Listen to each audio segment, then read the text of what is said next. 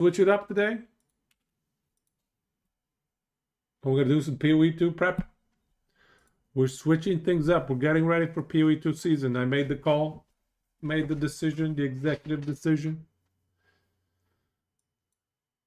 And we're going to play some POE2 on Friday. POE2 season start. So I have my path of building.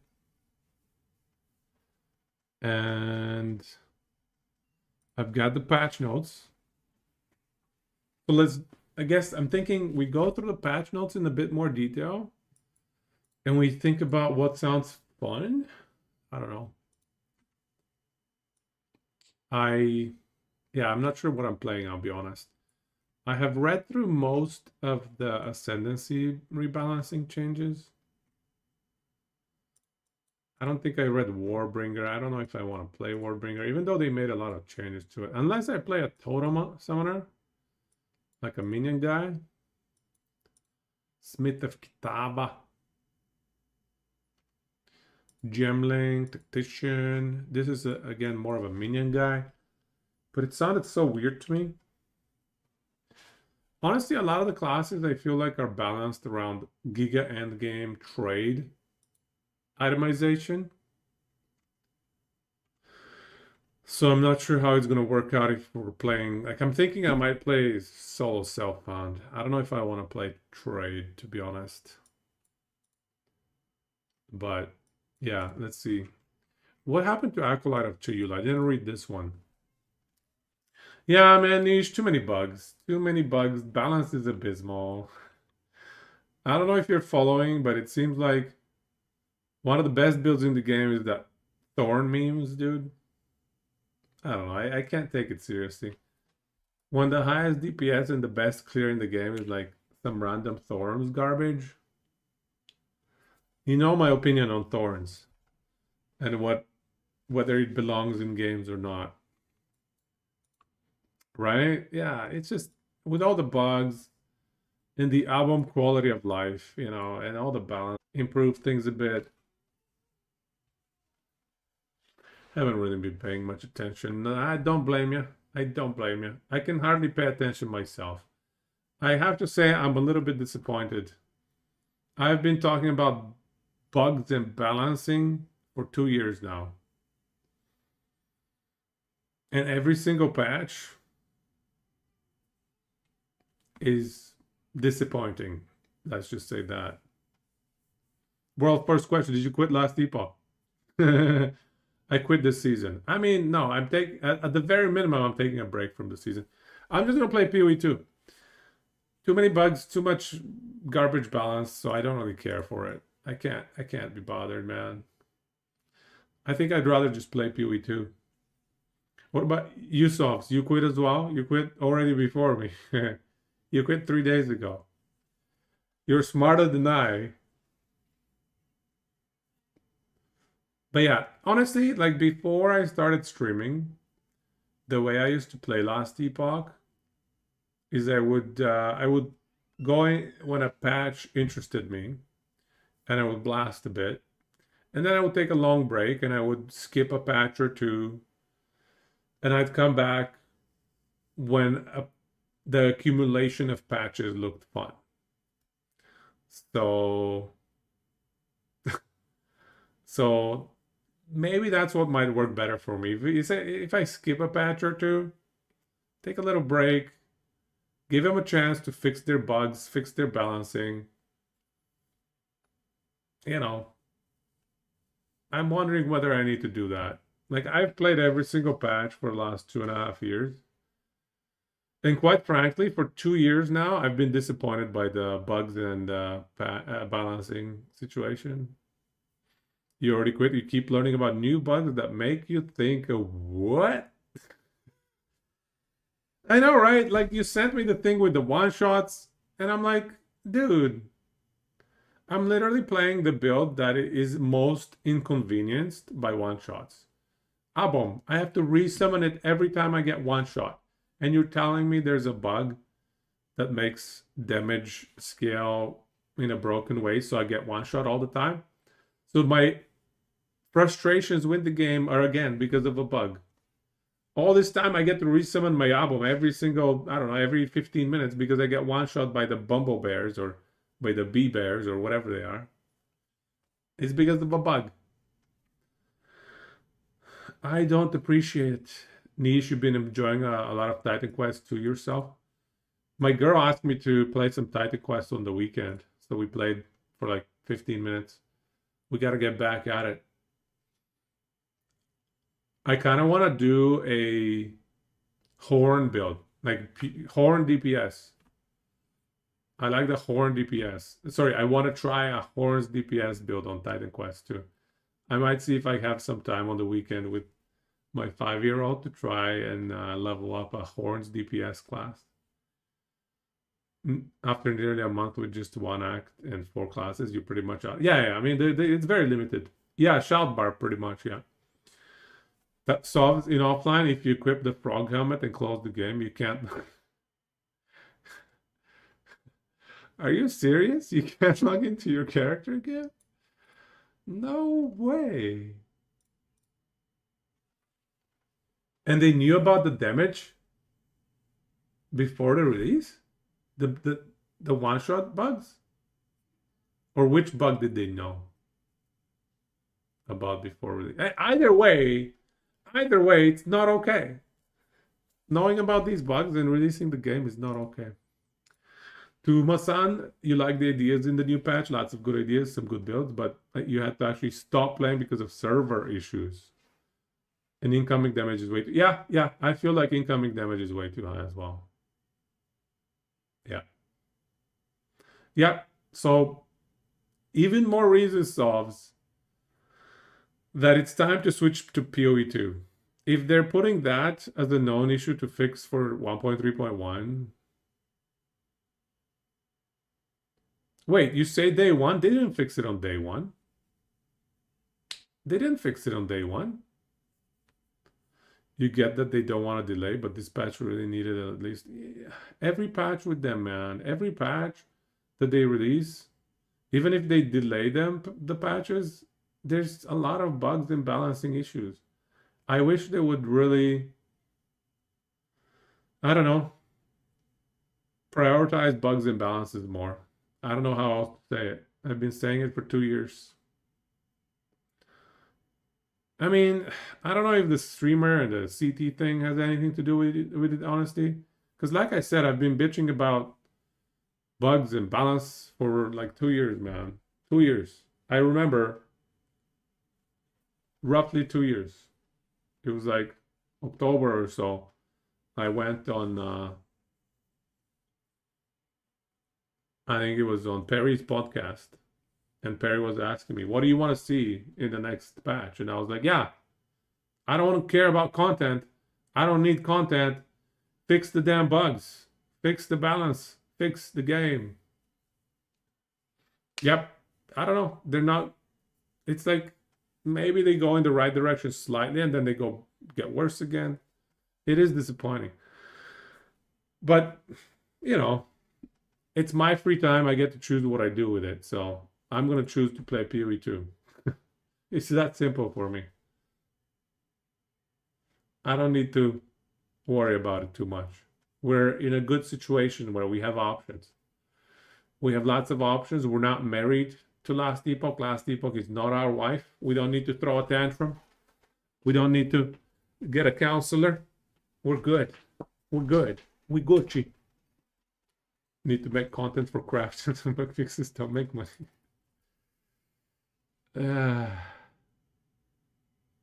You wanted to go with Carrion of Creation, and you just learned that it doesn't make enemies explode. It makes the explosion around you. Oh, interesting.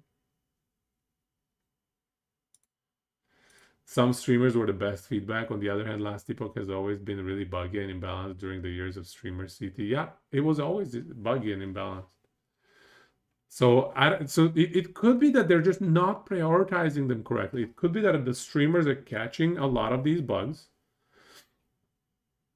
But Last Epoch devs just do not have the dev power or are not prioritizing the cleanup necessarily the right amount.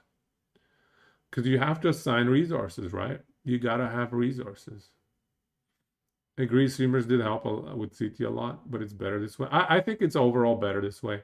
I think it's the right step, but they just need to figure out the prioritization. I don't think it's an identification issue.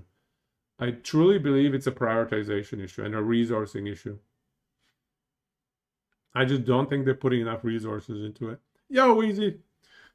We're playing POE2, man. It's decided after the bug that I saw that Sov's highlighted, where it turns out that damage scaling in the end game is busted and enemy damage is way too high, which is why I've been getting one shot all the time and I've had to resummon my album all the time. After I saw that bug, I was like, oh, okay, it's time to play POE2.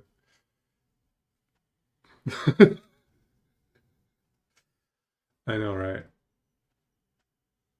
ESG just doesn't seem to have the resources to exactly. They don't have the resources to fix bugs. They're prioritizing building and adding content too much and not prioritizing fixing and cleaning up the existing content enough. That's the bottom line for me. And I would like to see that change, but it is what it is. There will be no bugs in POE2. Well, it's okay. If there are, we can always hop onto Diablo 4. Diablo 4 will save the day, right? Right? Or Titan Quest 2. Yeah.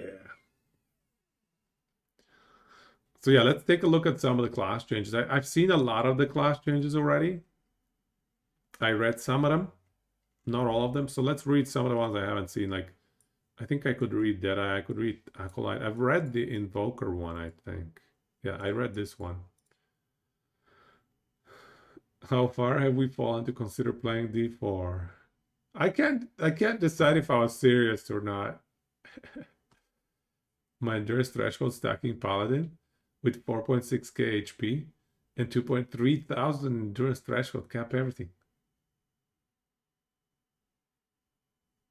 Got one shot and 250 corruption? Yeah, that's not okay. That is definitely not okay. Definitely not okay. That's why we're playing POE2 today. And that leads us to our segue. Calling it can't go on. Yeah, that's how I felt as well. Because every time I died from a one-shot, I had to resummon my album. I guess I chose the wrong patch to play album. I should have waited for another patch, I guess. Oh my god, dude. Back to Slormancer. Yeah, Slormancer is a good time. Have they been patching Slormancer? Maybe we should read some patch notes on Slormancer. I have not been following at all. Got baited by the selling point of the patch. Yeah, typical noob cake. Yeah, I know, right? I know, right? Yeah, life. It's definitely some improvements, but definitely some stuff to be desired. What Heartseeker build are we doing? Yeah, let's find the Heartseeker of POE2. Acolyte of Chayula. Let's just read. I honestly have no idea what I want to play in POE2. I really like casters though. So part of me wants to play Sork, but we'll see. I'm not married to it. If I could play like an Acolyte of Chayula or an Invoker that is actually spell-based or spell damage-based, like it procs spells with its kicks or punches or whatever, that would be cool. Play Deadeye even as caster. There does seem to be a meme going around that Deadeye is going to be crazy broken. Why is that? What makes it that broken? And why is Deadeye always broken? It's broken in PoE 1, it's broken in PoE 2. Why can't these people just balance their goddamn games, dude? What? Is it too much to ask? God damn. You're looking forward to Auction House in PoE 2?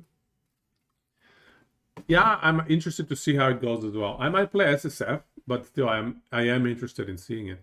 Mana stacking thorns? You mean like in PoE2? Is that a thing? Okay, let me read Acolyte. The reality rending notable. So I need a cheat sheet. Reality rending. So let me just open up my file here.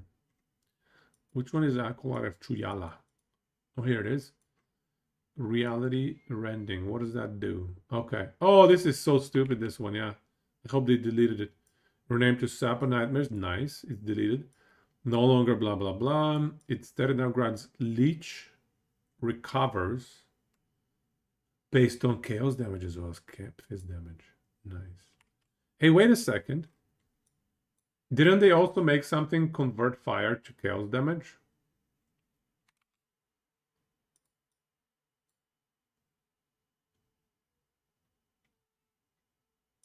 So could you make like an Acolyte of Chayula caster that casts fire converted into chaos spells? Isn't that sweet? Is that doable? Deadeye kind of mediocre in POE1 and POE2. In POE2, it's good though. Think new Cold Thorns does damage. Okay, maybe POE1 it was OP like 2 years ago, maybe a year and a half ago. New Cold Thorns does damage per max mana. Okay, interesting. Dennis, don't know. Just know that all the build creators you trust are casters playing Deadeye casters. That is so weird. Black Flame Covenant. What is Black Flame Covenant? There'd be one big patch in Slowmancer. It's mostly quality of life balance and bugs. Oh, okay. Okay. Also working on console switchboard. I see. Goratha playing Chaos, Fireball, Blood Mage. That sounds funky. Oh, you're right. It's chaos damage for attacks. Yeah, you're right. You're right. That's a bummer. It was not gonna work.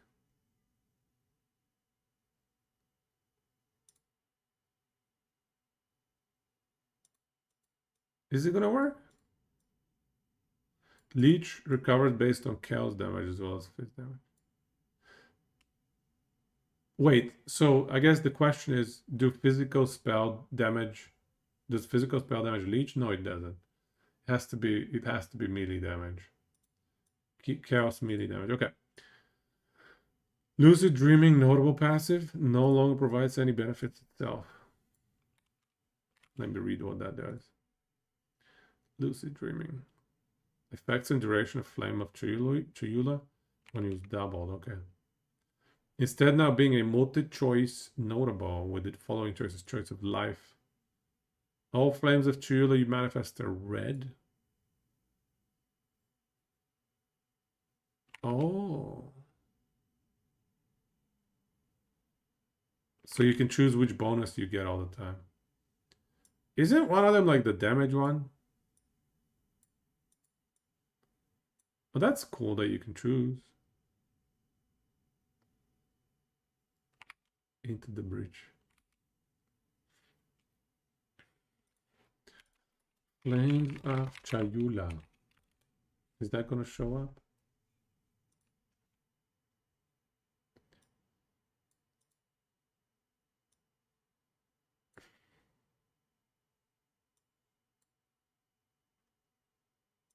It's talking about 7% extra damage is chaos damage for 5 seconds.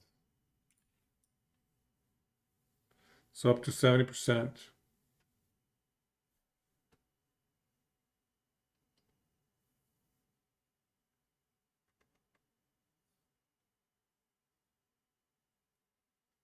POE, POE. What should you play? Arky? Blood Mage? Banner? Tact? What? What?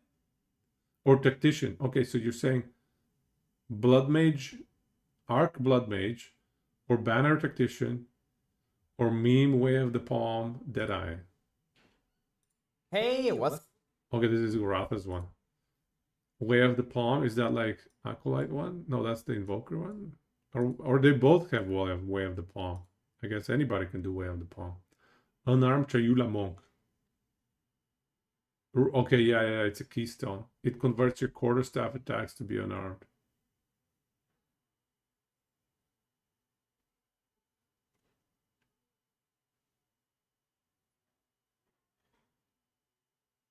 What's an Arky Beastmaster? So you play Arc spell or Beastmaster. Blood Mage. Screen wide fireballs. And they're going to be chaos damage.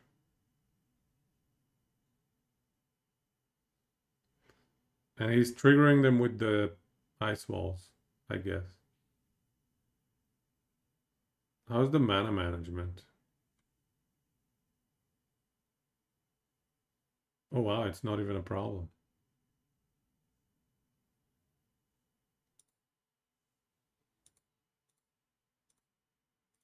I think he played that in 1.0 or 0.1. Need a 5090 for this? I can't, man. I just got the 4090. 40, I cannot go every generation. We have to at least skip. I think ideally I skip 2 generations. It's for, I need it for computations. Just ARG generic. Not sure researching. Yeah. Very tactical POE2 gameplay. Yeah. That's gonna make the devs grumpy. Wheezy, you're starting with crossbows and transitioning to quarterstaff, unarmed. But you haven't decided if you're doing blood mage. You can do blood mage as unarmed? That's fancy. Invoker, Amazon, or Tactician, Witch Hunter yet. I guess you could do anyone as unarmed. Where roughly is Way of the Palm? Or whatever. Where's the thing where you makes your attacks unarmed? Witchmaker is totally wild. 100 points become weapon set points.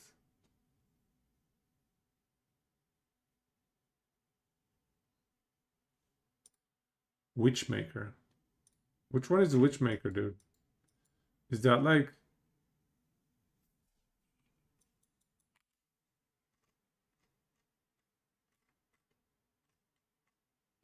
Is that this thing? Oh, Witch Hunter. Wow. Previously 20. Wow. 100.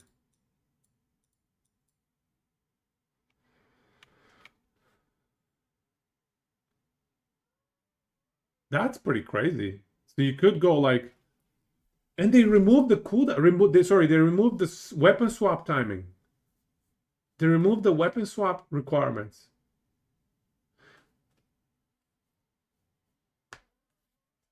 Can't you like hit with an attack and then cast a spell? I guess the items other than the weapons need to make sense as well. Yeah, that sounds abusable.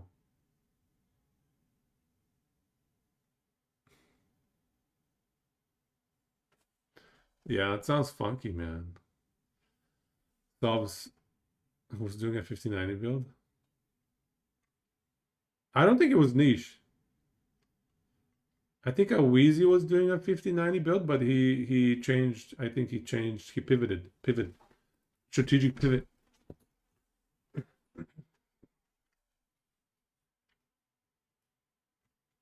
Which Hunter Explode will be good with Abyss also. What is the Explode? Let me look it up.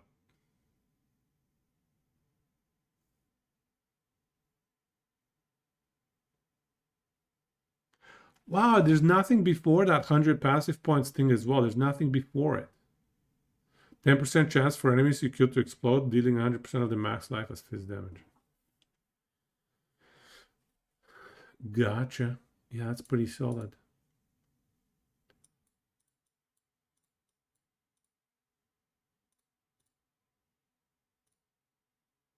Yeah, there's got to be something abusable there. Hunter going minions again. Or fire totems. If there's nodes for battle mage, aka melee plus spell scaling, just need to figure out the most efficient way to do it. Yeah, I kind of want to do melee and spell as well. Literally no game has ever done melee plus spell right, I must say.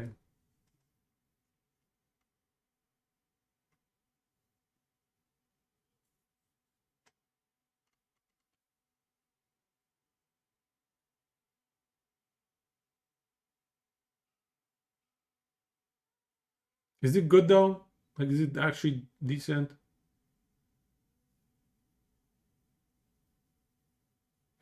Because in most games, it's kind of like you're really leaning on to one side more than the other.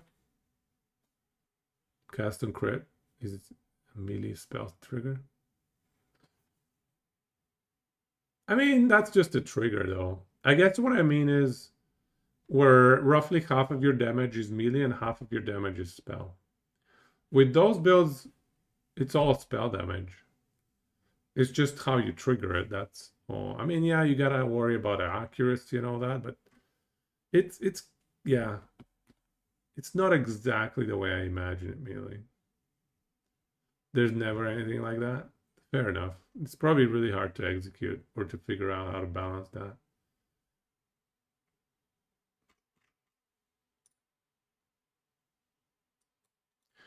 So we were reading Acolyte. Okay. You can choose your flames. In the breach skill granted by the Walking Dreams. Notable passes now grants remnants spawned by have increased effect.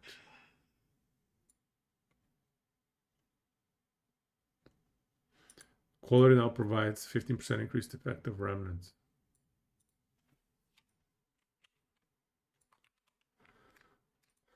What's it do now?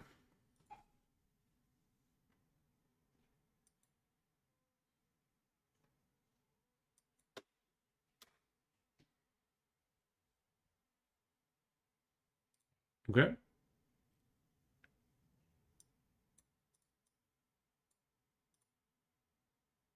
Totally different effect then. What you're looking for now is how to path a melee plus range setup with Witch Hunter.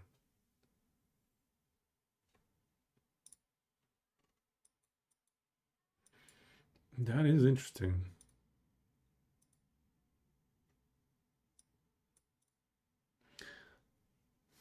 Yeah, I gotta think about where there exists a massive synergy. Yeah, that's what I keep thinking. Like, where is the new path of building? The new path tree. They're keeping a tight ship over there. Nobody gets to see it.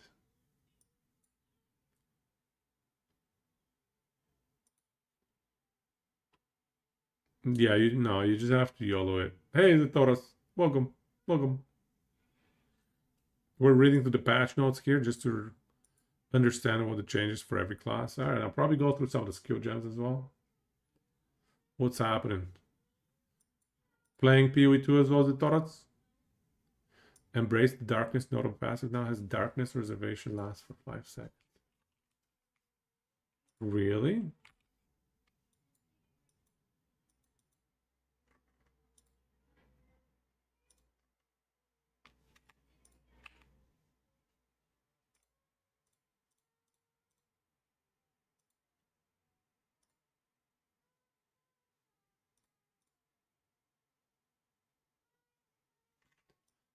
Why did my passive tree get all buggy?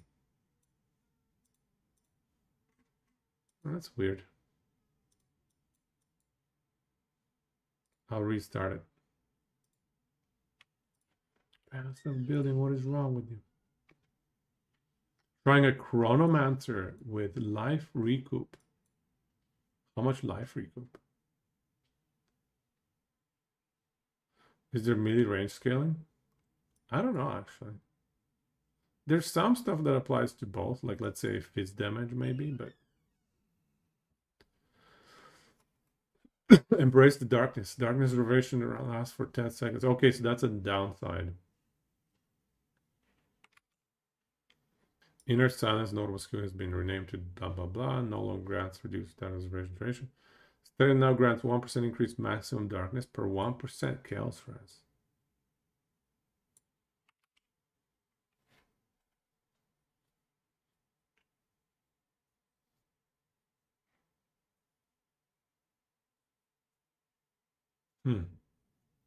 Interesting. Hey, what's up, Almighty Justice? What's happening? What is that? Is that a link? No links in Twitch. What's that? Twitch drops. New Discord quest.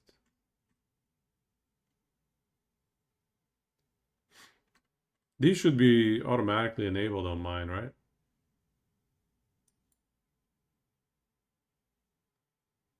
Week 1, August 29th. There we go. Nice. Ravenous Doubts. Notable passive gives me the name to blah blah blah. No longer grants mana leech recovers based on other damage types, as well as fizz damage.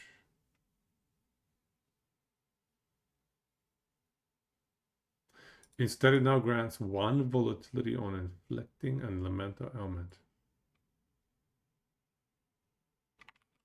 What volatility? What is this volatility?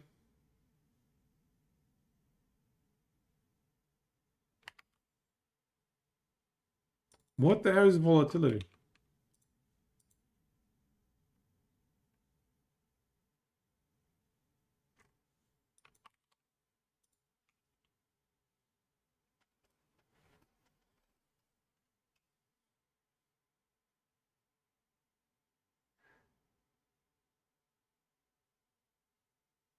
For 10 seconds after detonation, you gain 1% of damage as chaos for each volatility. What?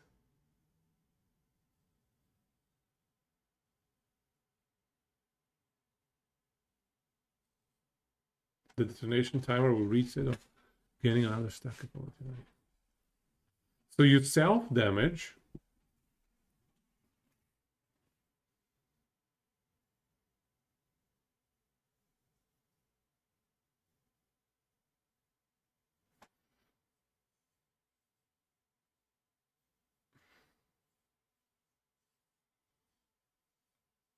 To get extra damage? What? That sounds crazy.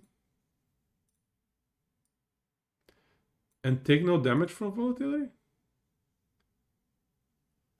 Grants gain 1 volatility on inflicting elemental ailment. And take no damage from volatility. So you inflict the ailments. Hey, this sounds pretty good. Junk says you have 25 volatility on normal mapping case. Why?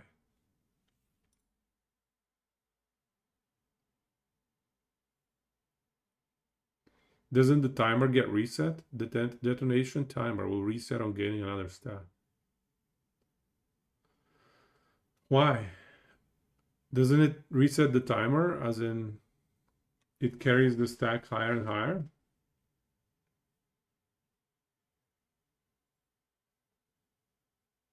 How does it work?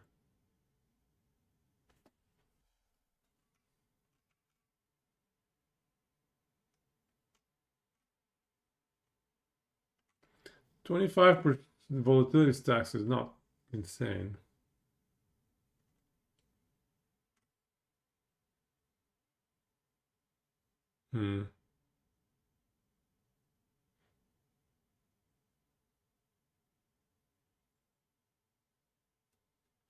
Hey Dreno, not gonna lie, you haven't watched stream in the bits, you don't know the thoughts, but you hate that last Epoch Season 3 and this announced dropped so close. Just couldn't get into a 1 week season of last Epoch when you knew you'd want to be on the 0.03 train. Yeah, I agree. It's a bit of a bummer. I wish they didn't put them so close together. I really do. But at the same time, oh well. The last Epoch season was really buggy and really annoying. So, oh well. We also couldn't play for a week. We kept getting one shot for a whole week straight. So, it's all fine. Whatever. What can you do? But in principle, I don't want them to space their patches right next to each other. That's no good. 1 week is too close. Make them at least 3 weeks, man. At least 3 weeks apart. That's the right way to do it. The numbers seem low. Partially probably because of POE, but I would suspect the drop in numbers is probably pretty sharp as well. People are getting ready for POE, that's one thing, but two, bugs have again been bad, balance has been bad. The new season content is good though. I just wish bugs and balance would get prioritized more. So this volatility you don't think is as good, eh? I don't get it though. Like gain 1 stack on inflicting an elemental ailment. Can't you inflict like 10 to 20 elemental ailments per second? Maybe not. Well, I guess lots of enemies. Especially this has like a 0.1 cooldown, I guess, but still. Can't you inflict a lot of these?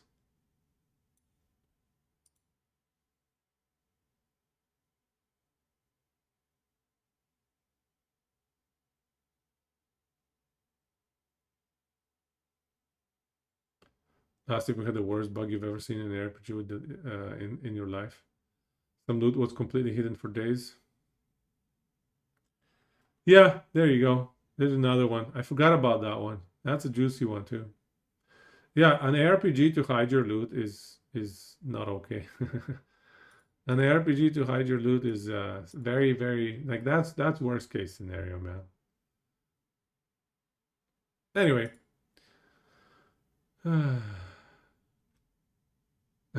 Head. Still has, yes. True. Consuming questions notable has been renamed to unraveling. And no longer grants you cannot recharge energy shield. Instead, it now grants chaos damage from hits, also contributes to ignite chance magnitude, freeze buildup, or shock chance, changing every that's annoying. That's annoying. When it changes every 2 seconds and you cannot make your build around it, I don't like that. Make it so you can choose one of the three, you know what I mean? Like, changing every 2 seconds is garbage, man. That's like middle of the road, nothing is good. You cannot build around it.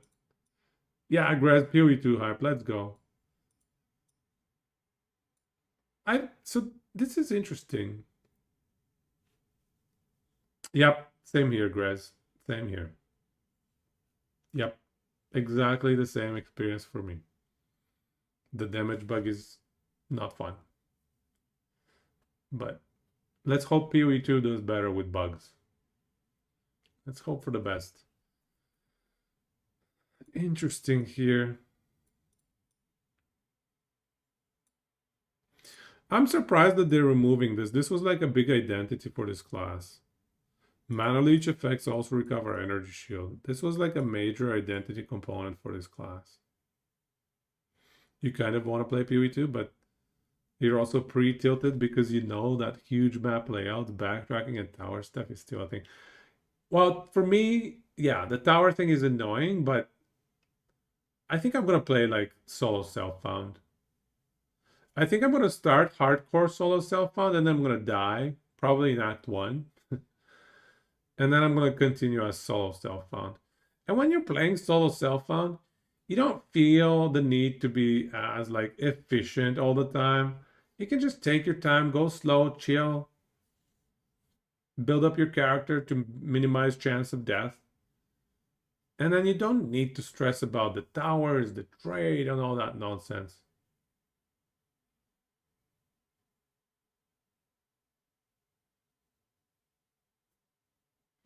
What is the damage bug? This scaling with higher level monsters than normal. Yeah, basically monsters one-shot you all the time. That's the damage bug. Tuma-san, aren't they all the same now though? The duration of them has been extended as well, of elemental elements. Yeah, but it's not fully reliable. If you're looking to make a ignite build, for example, what are you gonna wait until the ignite thing shows up? No, you can't. So you cannot make an ignite build.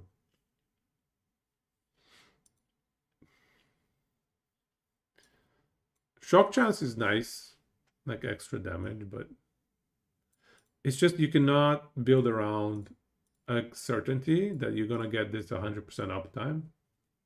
You always SSF, no trading with you. Yeah, not trying out the new trade system. I think I'm gonna keep an eye on it. I think I'm gonna just observe it. I think I don't know. I don't think I enjoy trade overall. I feel like trade is just not my thing, maybe. I could do the trade servers, but try not to engage with trade. Just almost enforce SSF on me and only trade for like resources and stuff like that and not buy any items. I don't know. I haven't decided what I'm doing, so too many decisions are still left for Friday, I guess. So what are they doing with Blood Mage? Sagrimancy is default.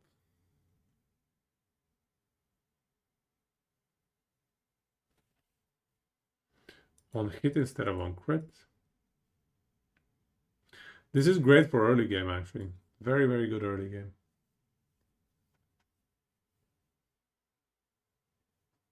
Have I played RimWorld? Yes. Yes. I've played RimWorld. Let me check. I think.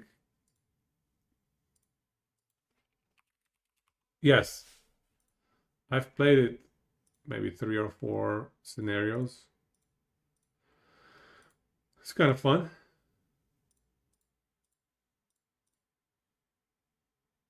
It's so good now. They've made a lot of upgrades. For me, it's probably 5 years or so as well.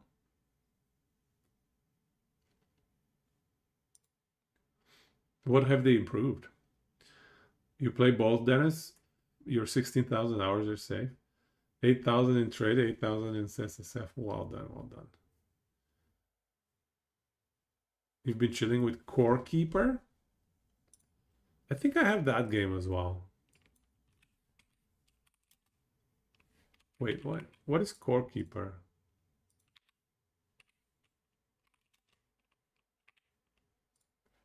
No, I don't have that. No, I don't have that. Does this look like a farming game? No, it's an adventuring game.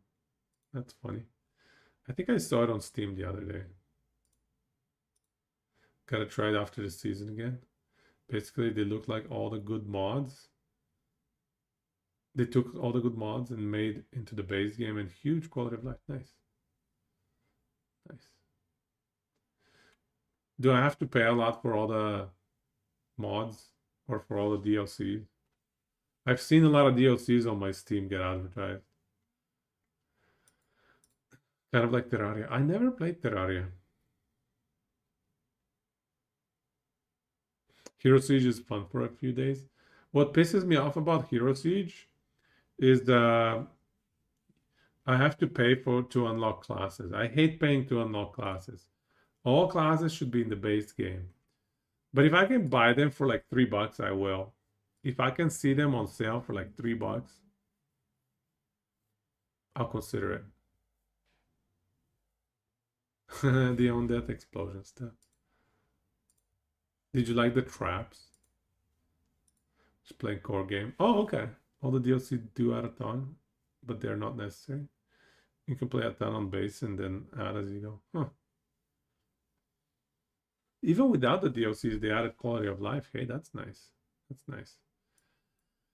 Okay, let me see what these guys are doing here. The Gore Spike passive skill now grants 1% increased crit damage bonus, but for 50. Oh, they nerfed it. They nerfed it. Swap locations with the Sunder the Flesh.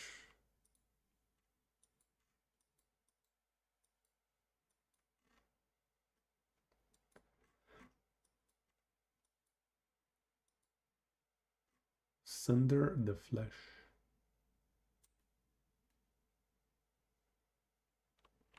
I see. So getting high crit is easier early on? Wow.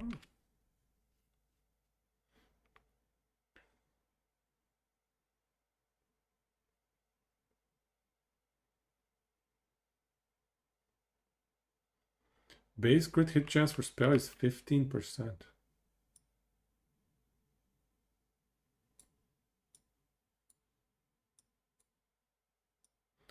Gain 1 life flask charge per 4% life spent.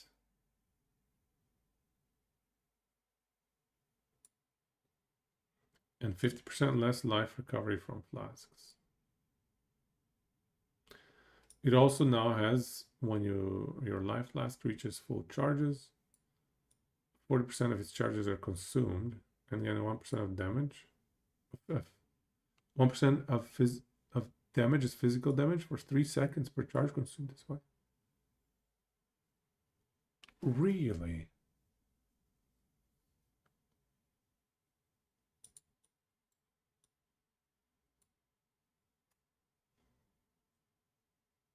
Can this be abused?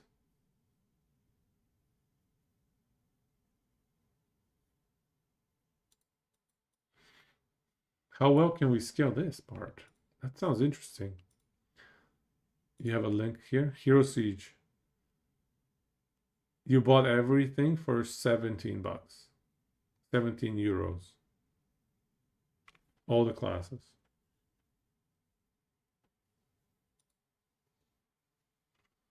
I mean, I guess that's okay. Yeah, it's all right. Not bad. On sale, right? Yeah, this thing, man, with the flask charges. I mean, let's take a look at here. So, maybe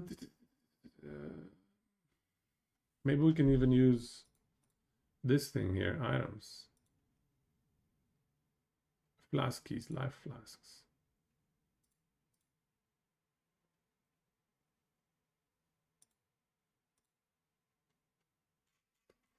So max charges is 75.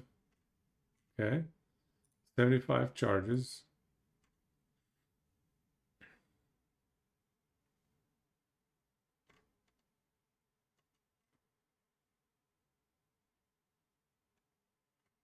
Percent increased charges. 70% increased charges. Okay. Actually,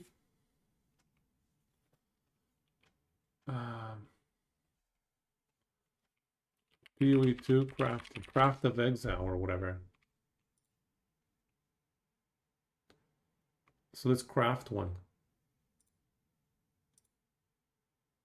Craft an item, flasky, life flask. Boom. Proceed. No, not here, man. Emulator. Create a new item. Flask. Life flask. Yeah, here. Suffixes. Increase charges.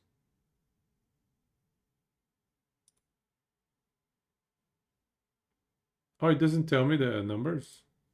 Doesn't show me what the item is going to look like.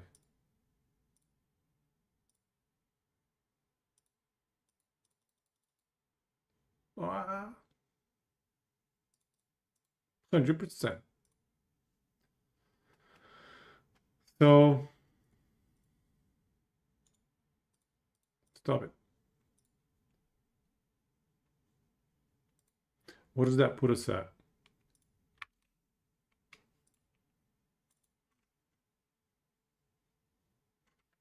It's 75 times 1.7. So 127 charges. And out of that, 40% of its charges are consumed. Times 0.4. So you get 50 charges consumed here. Gain 1% of damage as fizz per charge consumed this way.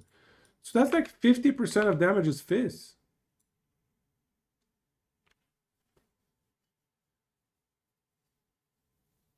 %50 of damage is fizz. I might play Blood Mage, man. I like critting with spells. That's always a good time. And then getting a lot of fizz damage.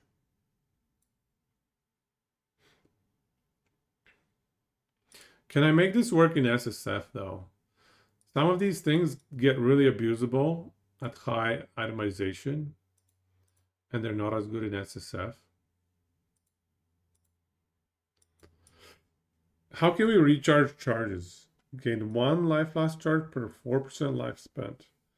Ooh, that's tough. If we keep a low life, no, that doesn't work.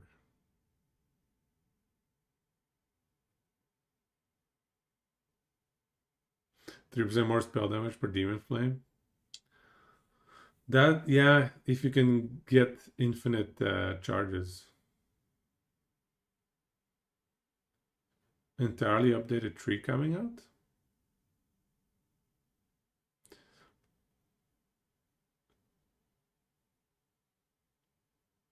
Right, yeah. We can't plan too much.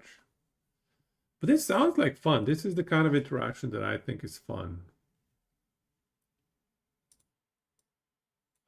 So let's think through what is required here in order to get these 40% of charges. Basically, if you spend 100% of your life, you get 25% damage as fizz for every 100% of life spent. Now, how can you recover all that life spent? Because that much life spent is a problem. What are the ways to recover through all that life spent? Obviously, life flasks are going to be a bit of a problem because less recovery from flasks. But also we want to save the recovery for this. Sorry, save the flask charge for this effect. So we have to rely maybe on like life leech from spells, right?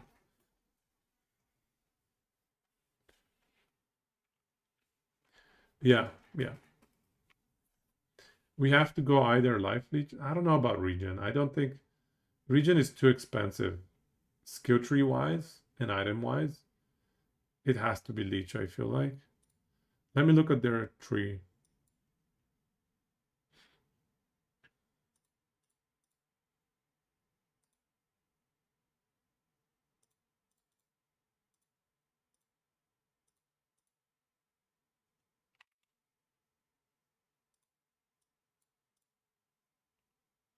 So where is this? Between the cracks. Between the cracks. Okay, so this is 2 points to get to it. 10% of spell damage leeches his life. Go see, I troll. So basically that kind of pigeonholes us to what we want to do then. It has to be this thing, it has to be the life leech, and it has to be the crit stuff.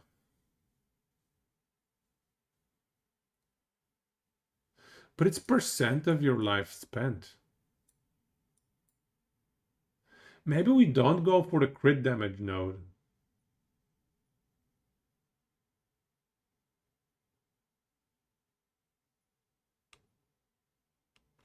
Because it's going to be last. It's going to be the very bottom, the crit damage one. We can go for the crit chance, get the 15% crit chance. But if we, because the thing I'm thinking is we cannot go too much for max life stacking, because that makes it incredibly difficult to recharge that life, doesn't it? Like if we have too much life stack, are we going to be able to recharge through that?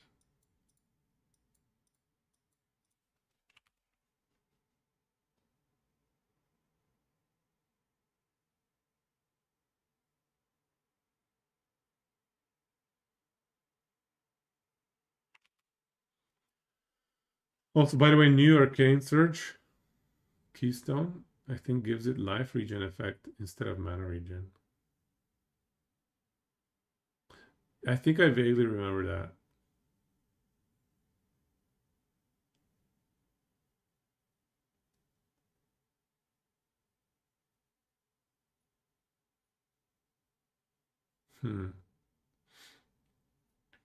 That is so bad for local identity with the late release of the tree. Yeah.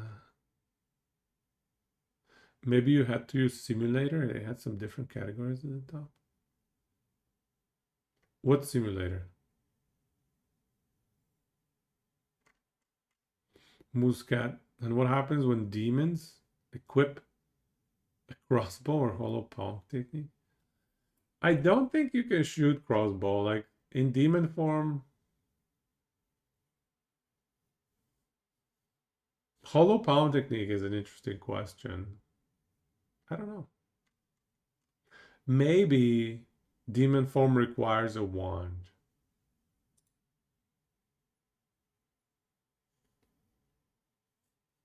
86% off. Dennis, it's pretty good. So let's see this card here.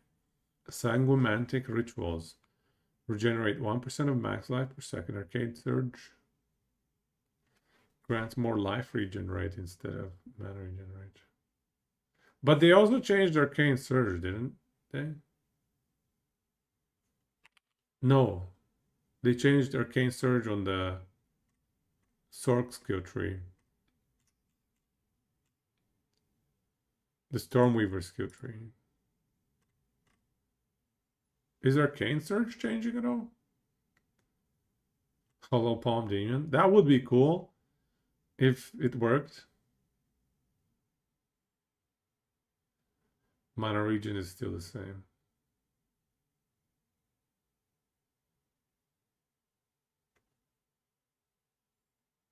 Let me read it again.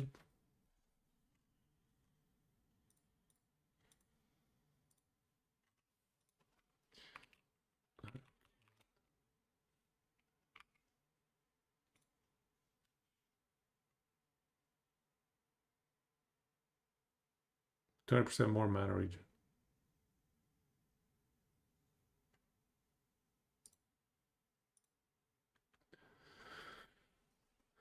More life regenerate instead of mana regenerate. I see. Huh. Note for increased arcane surge effect on you.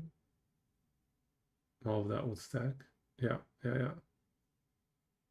And you could get maybe 50, 60 more life regen. Right. How do you trigger Arcane Surge, though? Is it still based on casting a spell?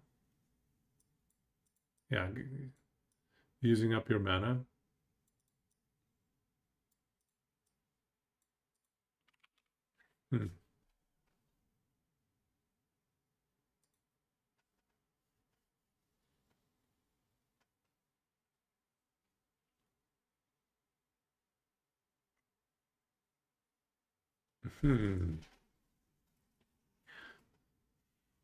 Let me finish reading here.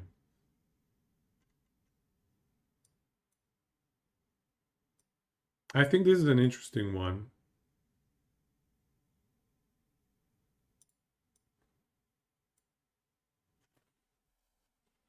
Yeah. I think this can be abused.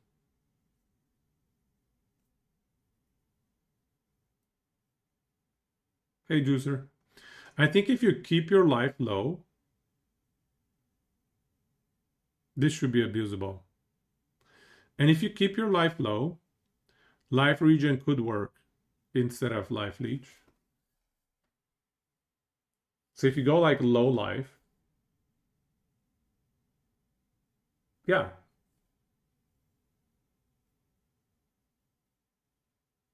You just have to be careful with your cast speed so you don't kill yourself by accident.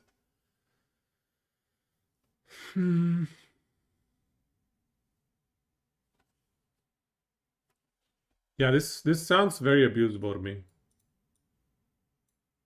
Because it's based on percentage. So which means if you stack a lot of max life, this is going to be difficult to work on. But if you go low life, and given at the end game how high mana cost is for spells, and that mana cost becoming life cost,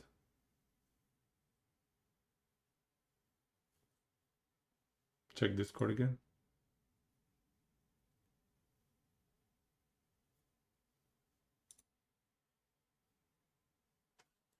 Increased effective arcane surge on you. 40% increased effective arcane surge on you. 10% chance to gain arcane surge when you deal a crit hit. Yeah, that's huge. Right. Yeah, that's a huge group of nodes there.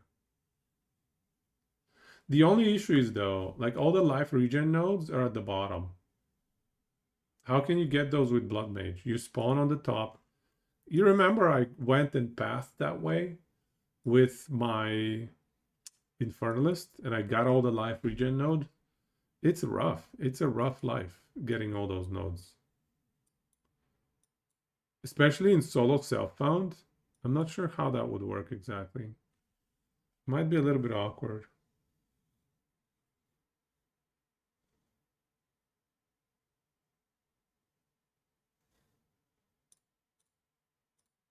Okay, what's the last one? Open source notable skill has been renamed to blah blah blah. Which one's open source? Open source.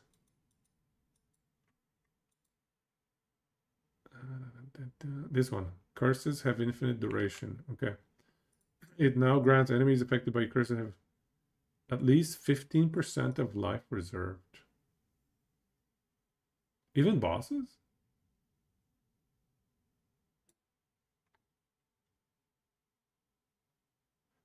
Even bosses? Like if you have a calling skill, this is even better, you know? There's so much closer to call thanks to this.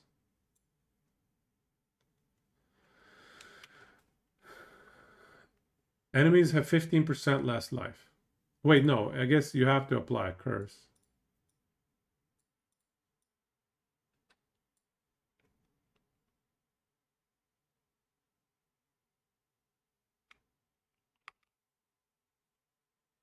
Very interesting.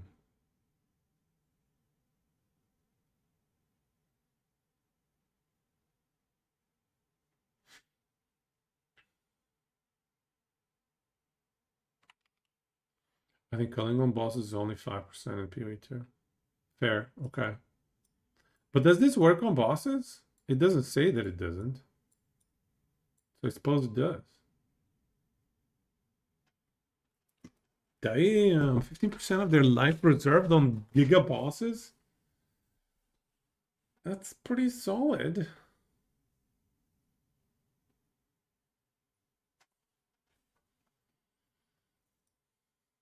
I like the sound of this note, honestly. This is something that I will have fun building around. But made you sick.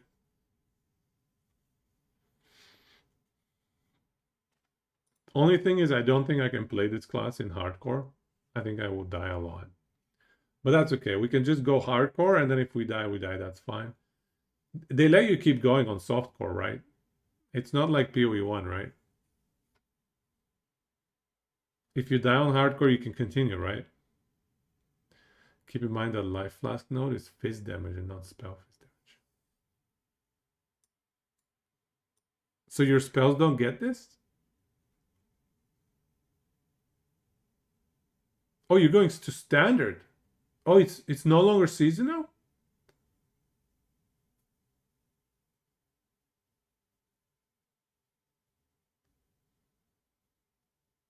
You go to standard? So maybe we don't go hardcore. Okay, never mind. I'm not going hardcore. Not as a blood mage anyway. There's no chance.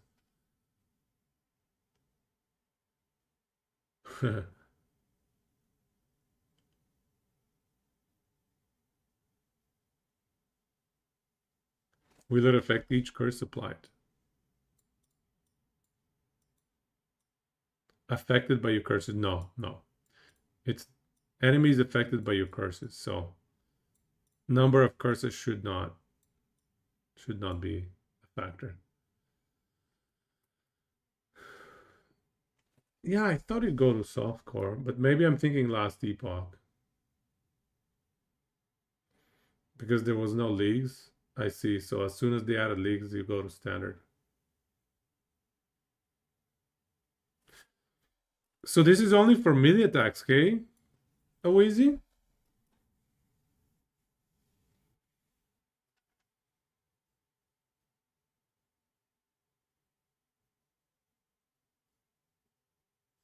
So you gain 1% of damage as okay. Oh, I see what you're saying. You're saying it adds to both. I see what you're saying. Okay. Thanks for confirming. Only 3 seconds though. That is interesting.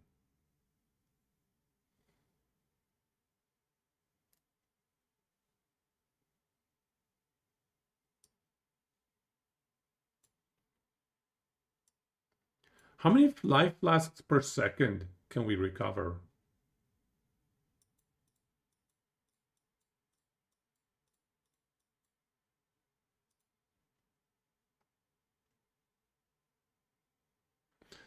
There are quite a few life flasks recovery nodes. I don't know if we should rely on that though. One life flask per 4% life spent.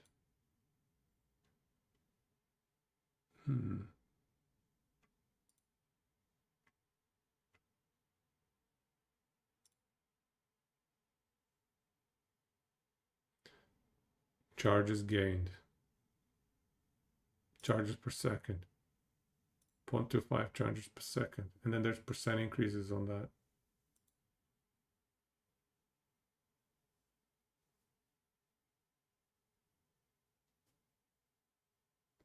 Don't recover flask charges.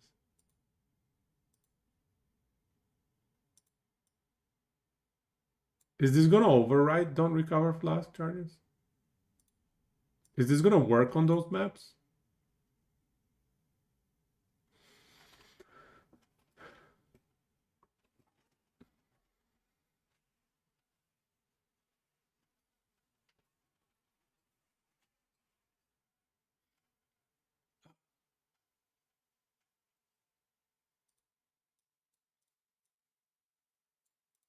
Yeah, I kind of want to play Blood Mage, not gonna lie.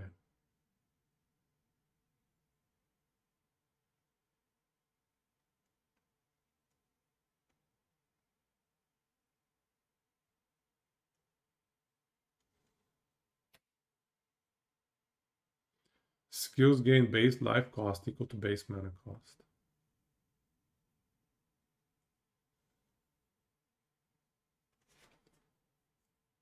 Did I see the passive tree slider? I saw it. Normal. Yeah, they added a lot. Enemies leech life flask charge. They can do that? Okay, let me check it. Before and after. Where's the...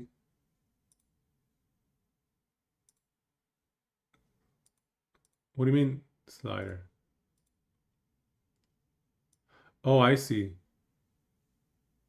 Oof. Oh, wow. I like that the outer edge got populated quite a bit more. Oh, that is so much better. Oh, yeah. More passives for us.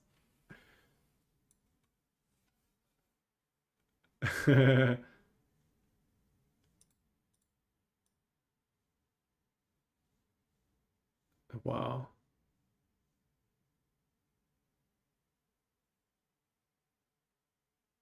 Some stuff is the same.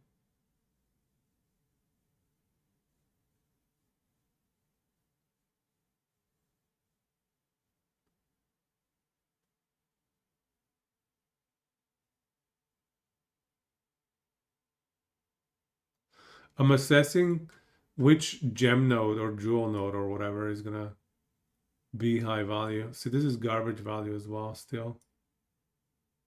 Before it was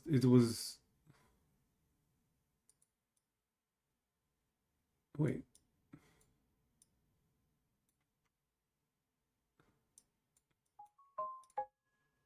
What is going on? Zoom me out, yo. Zoom me out.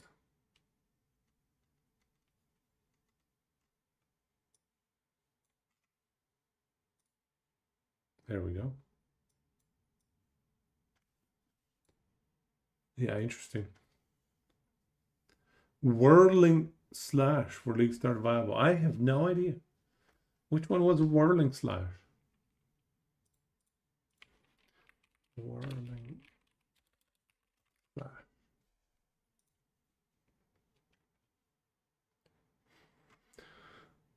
Attack speed 7% base, 218 base. Circular slash. Kicks up a whirl in the right.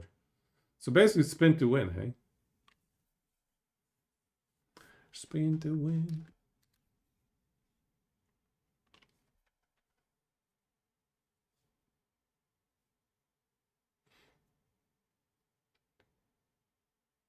So many travel nodes are gone? What do you mean by that?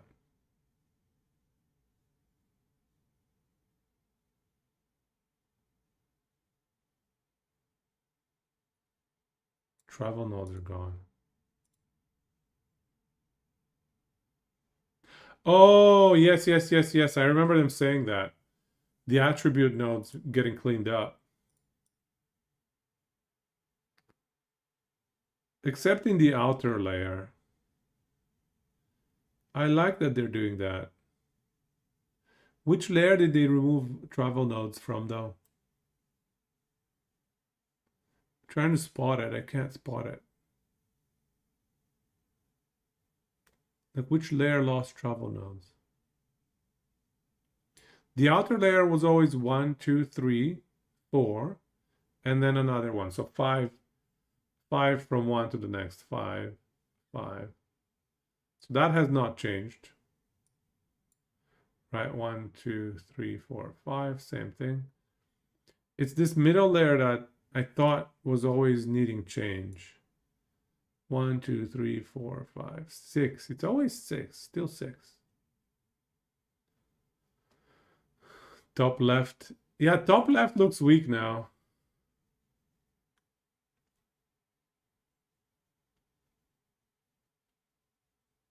Yeah, you're right. This area looks empty. This area looks like there's too much stuff going on. Come on.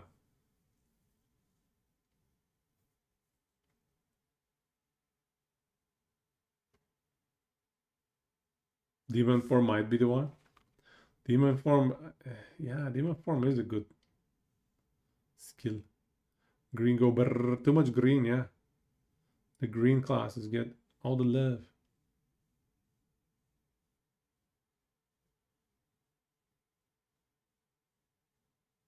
Wow, they've added even close to the center stuff.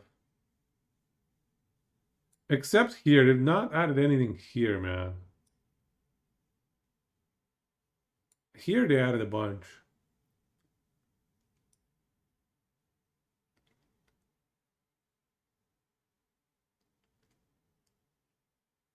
Oh yeah, they deleted the travel node here.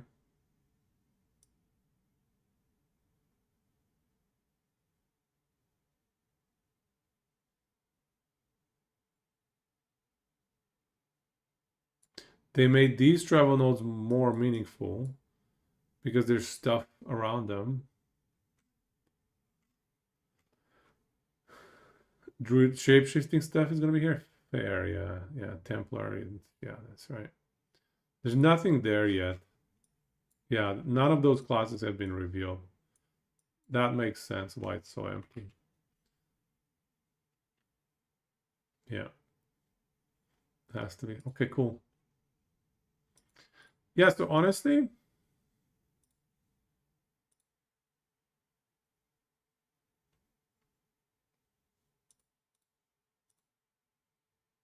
one sec, where's the thing? This thing. So if you look at the path of the building here for this guy, so these two are by default already. So they don't need an investment. So we could do 2 points. So this is going to become the crit chance one.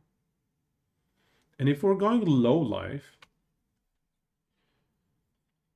yeah, if we're going low life, we don't need to go for the crit damage per max life. Yeah. So we can just go 2 points. Get the open source, which was the 15% life reserved. Although, I don't know if I... Well, one thing's for sure, though. We definitely want between the cracks, because that's the one with the life charges giving us fizz damage for 3 seconds. So we get the fizz damage life charges. Probably not early game, though. I don't think we can utilize this extremely well early game. Can we? Yeah, I think this is more of a late game character, maybe. And then... yeah, maybe we get this one to reduce enemy life by 15%.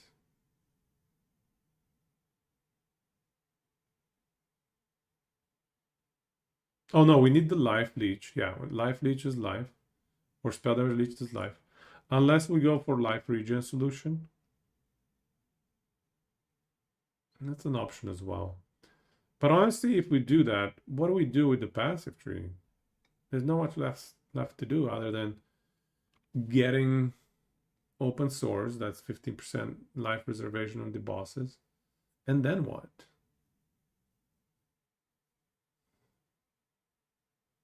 What is aggravated again? What does bleeding aggravated mean? So many stupid keywords, man. Bleeding aggravated, what does that mean?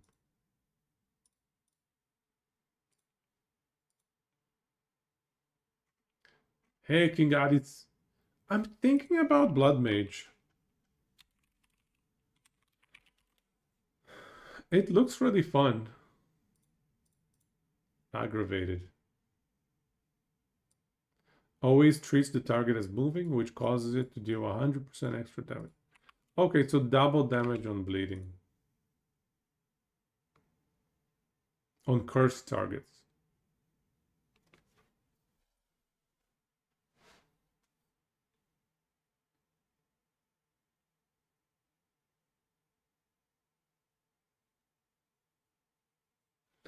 The standard stashes are transferred to the league for SSF. You have to do your sorting in standard SSF. Oh, I didn't know that. Order and names. Does bleeding, does the flat damage a spell does impact the bleed damage? I can never figure out or remember rather. I never remember how these elements work in the different games. So the higher your crit damage, the more bleed damage it does. How many bleed stacks can an enemy have? Is it one limit? Is it capped at one? It's capped, right?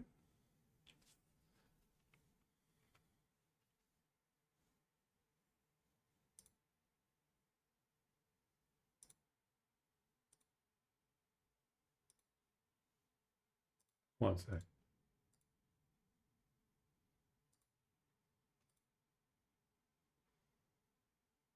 Each bleeding debuff.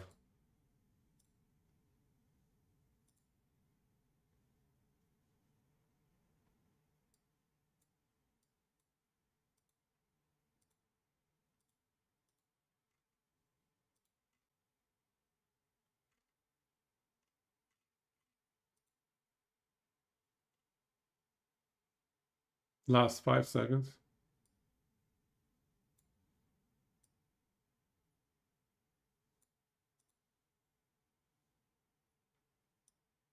Contributes to bleeding magnitude.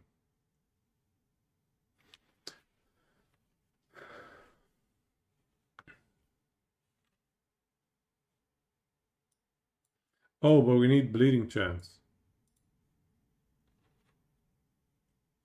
The base magnitude of bleeding is physical damage per second equal to 15% of the pre-mitigated physical damage of the hit that inflicted it. This magnitude is not further affected by any modifiers to the damage you deal. I guess the only problem is, what are the phys damage spells that we have available to us?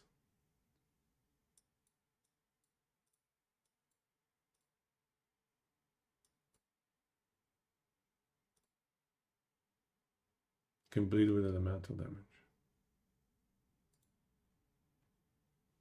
That's fair.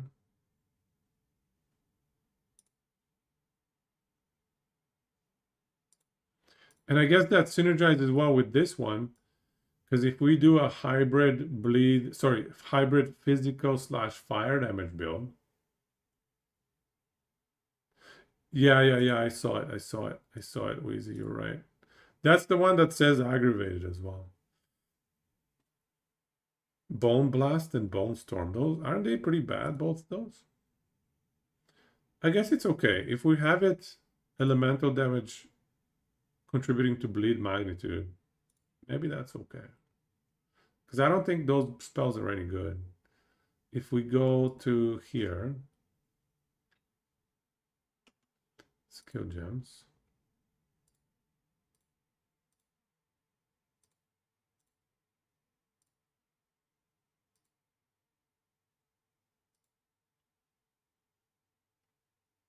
If we go spell and physical.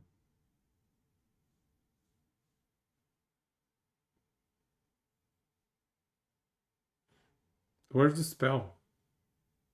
Spell. Physical.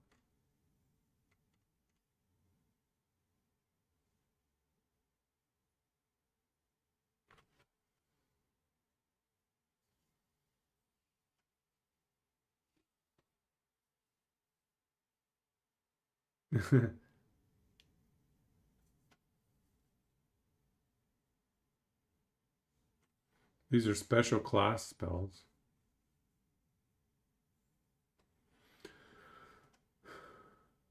Bone Blast.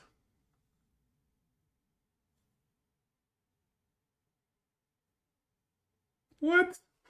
You have to wait for it? Wait for a second for some garbage damage? 40% chance to inflict bleeding on hit.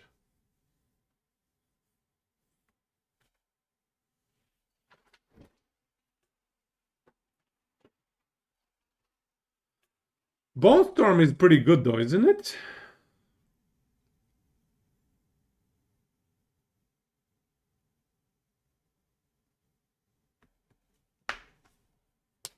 Bone Storm is probably the only okay one.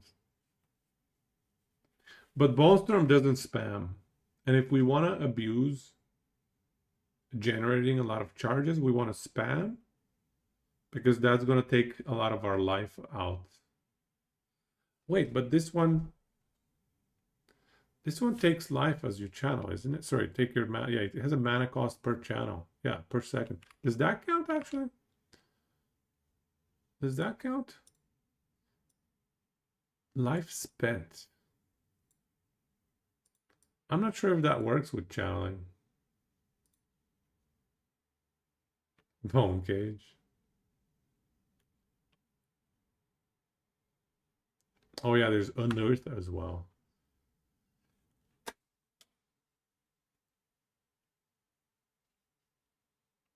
Bone Blast.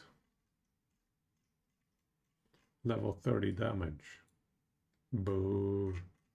That is so bad. Let's see, Bone Blast.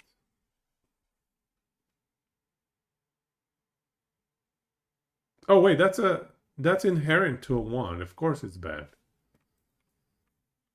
That's inherent to a wand. Bone Storm. Let's check if there's any patch notes on Bone Storm. No?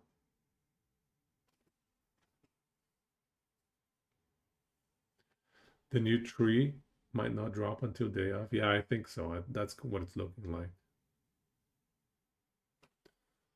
Okay, Bone Storm. Maybe it's 2 words. No. No Bone Storm. No patch changes to it.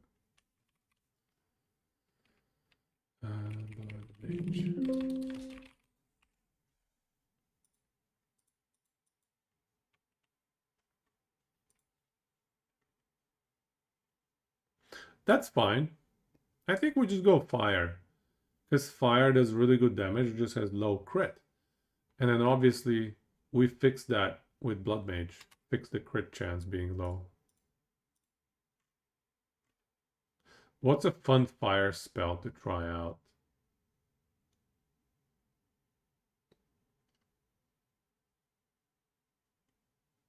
Solar Orb? Solar Orb bleed? Because there's this one big explosion damage. Oh, sorry, no, I'm thinking Flame Blast. Yeah, Solar Orb Flame Blast. For 1 giga explosion. Again, it's channeling though. I don't know if that's gonna work. Living Bomb. Living Boom Boom. Which one is that? Living Bomb. Isn't this a wand spell again?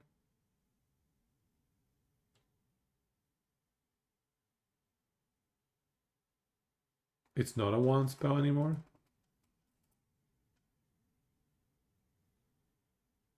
It's going to be a regular spell in 0.3.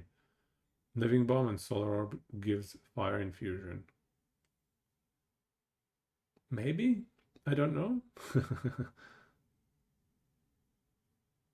Solar Orb is going to be a staff. Really? Oh, that's a major Flame Blast nerf, isn't it? Making Solar Orb a staff spell? That is awful for Flame Blast. Can Flame Blast be cast on other stuff? Oh my god, nothing changing on Flame Blast? Living Bomb and Solar Orb have swapped places. Living Bomb is now a tier 5 elemental skill gem, while Solar Orb is an inherent skill up to player. Okay. Okay, that sucks. That sucks for Flame Blast. They also reduced AoE, by the way. They reduced every single AoE node on the skill tree. So AoE skills are nerfed. That sucks.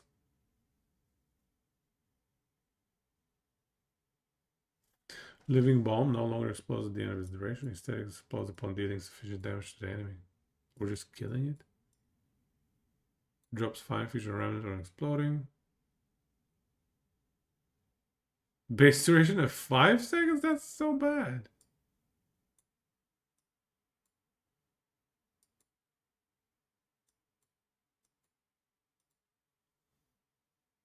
Man, that sounds clunky AF. How am I gonna survive while this thing is waiting to explode?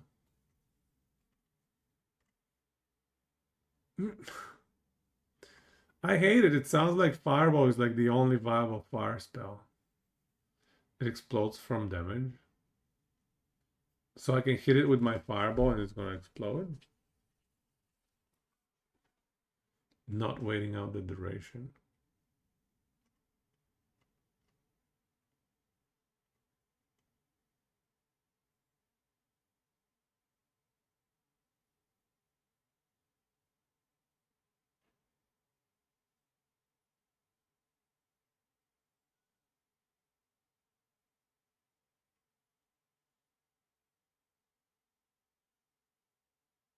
Why are there 2 Ember Fusillades? Interesting.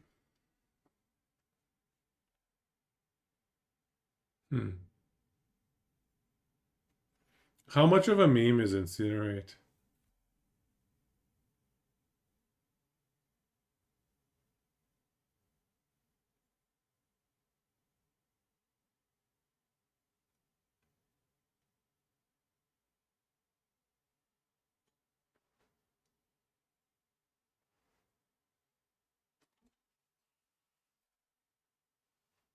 Incinerate is good, but they changed it now. Oh god, they changed that too?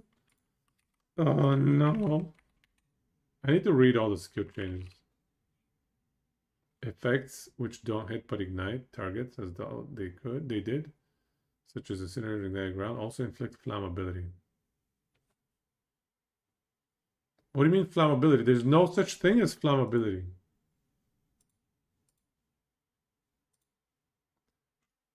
There's no such thing as flammability. They replaced this with like elemental resistance reduction. I'm so confused. I think flammability is changing. Oh, here it is. Oh, God. Oh, so many changes, dude. It's hard to keep track. Fire damage no longer inherently has a chance to ignite. Ouch! Instead, it inflicts flammability on the enemy based on the damage dealt. Debuff and grants all fire damage against the enemy a chance to ignite the enemy.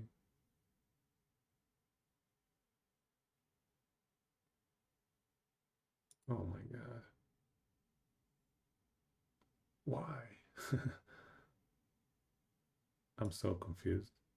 Okay then. All right then. It is what it is.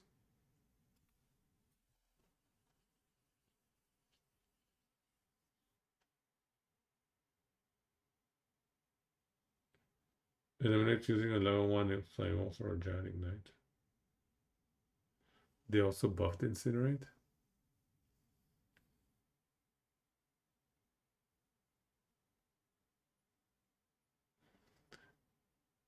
Buffs big hit spells. Okay.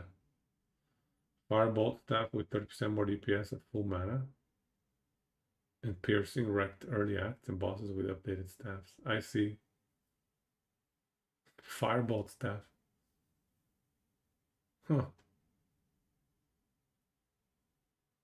How do you get 30% more damage at full mana? Is that like a notable? I didn't know that. Okay, that's cool. That's cool. Okay. Probably the Zenith. What is the Zenith? Zenith. The Zenith. Oh, okay, okay. Oh, okay. I didn't know that they added such a gem. I didn't play POE2. I'm behind. Zenith.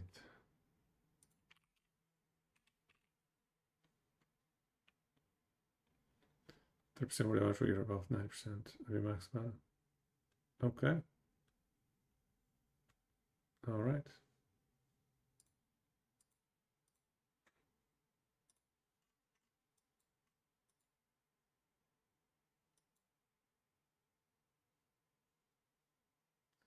So what happens if you have no mana? If you have blood magic, you have no mana. That probably does not activate, hey? Yeah, it probably does not activate with blood magic. Cannot be above max mana. It doesn't work. Okay. Yeah, of course. Incinerate changes. It was 5 levels. Now it's 13 levels. 30% more damage per stage. Used to be 40% per stage. Okay. Let's see. Incinerate. Has been reworked. Page 3 out of 80 on page notes.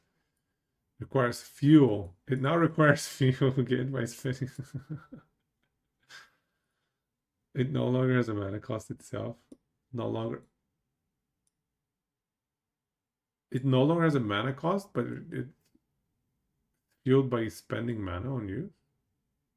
Interesting. Its cast speed is now fixed and it gains stage every 0.5 seconds. Its cone length is now blah blah blah. It now has 12 maximum stages, previously 8. No longer creates burning ground. Instead of fire infusion can be consumed to cause it to create ignited ground. Ignited ground radius. Minimum gen level is 13. Previously 5. Okay. Beam now has 50% less ignite duration. Wow, that's much worse.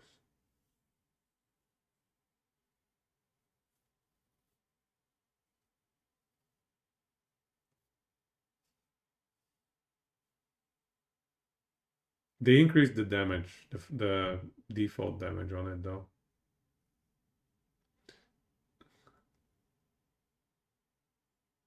You were gonna do Black Flame, Flame Blast, Chronomancer.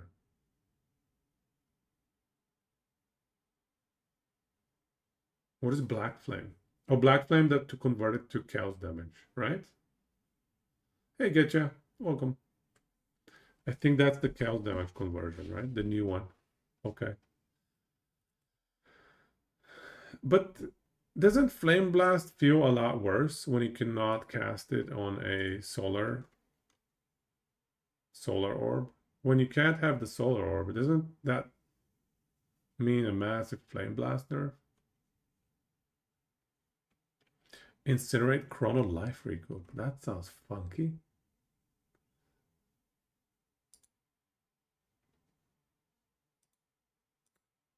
Life Recoup does not work with spending life, right? Skills gained a base life cost. That's not going to trigger life recoup, right? Yeah, I thought so. Okay. Just checking. Just checking. Okay, let me check.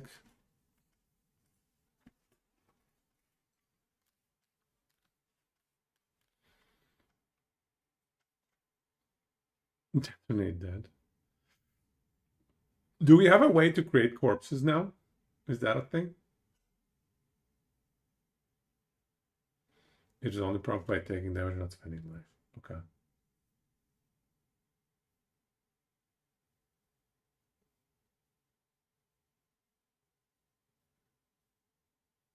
You can use summons as corpses. Right. Yeah, that's a pretty good solution.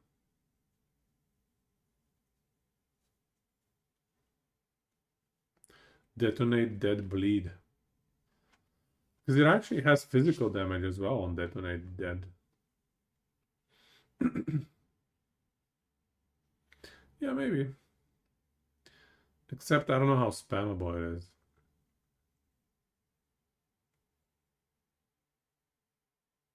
Honestly, sadly, it looks like Fireball might be the best option, but yeah, I think it was a Blood Mage build. Crit, Detonate Dead. Oh, with Bleed, you're saying, hey? I think in the new patch it should be even better, no? Probably.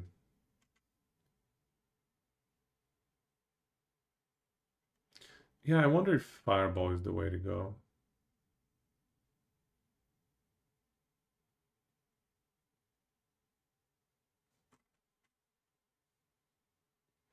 Let's check lightning spells or cold spells. Let's check cold spells. Cold spells are fun.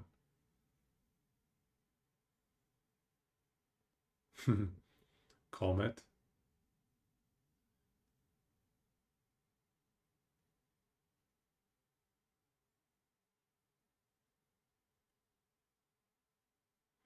I have Winter is just too low of a damage. The Elemental Ground effect or the Elemental Infusion can make it actually viable, maybe, but I don't think so. How about Cold Snap? Cold Snap is getting a huge buff. I think maybe Cold Snap. Yeah, Cold Snap. Can we do Cold Snap? What else can it proc from? Reworked. Renamed Snap. Is on any frozen, shocked, or ignited enemy, or on a frostbolt.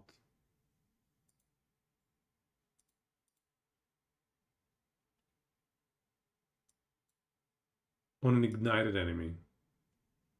It's just snap. Right. Yeah, so shocked. God damn it, why not bleeding enemy?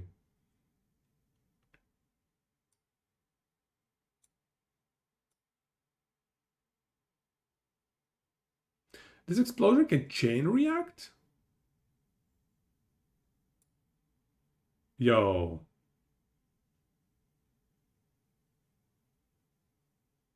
I agree, cold is really cool, but damn. A lot of cold damage, not as much lightning damage. Wait, what?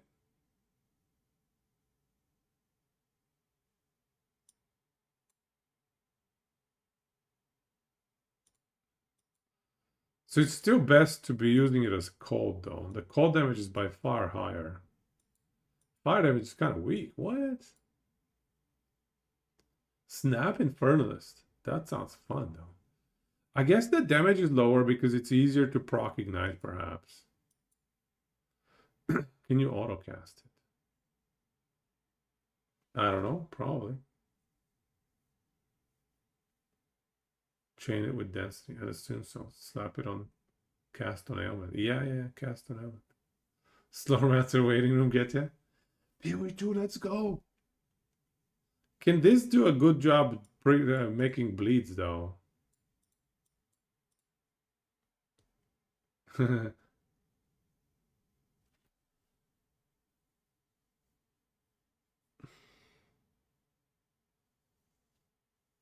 Game of the year. I don't know if this is going to work very well with the bleed plan that we had. Cold Explosion now deals 50% more damage against unique enemies, excuse me? Well, it doesn't have to be physical damage because Blood Mage can make it so that Elemental damage also contributes to bleeding magnitude. So we can make it like an elemental fizz damage hybrid, and then get the bleeds going that way with Blood Mage.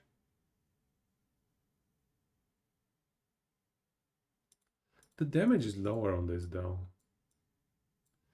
Interesting. Not the ailment.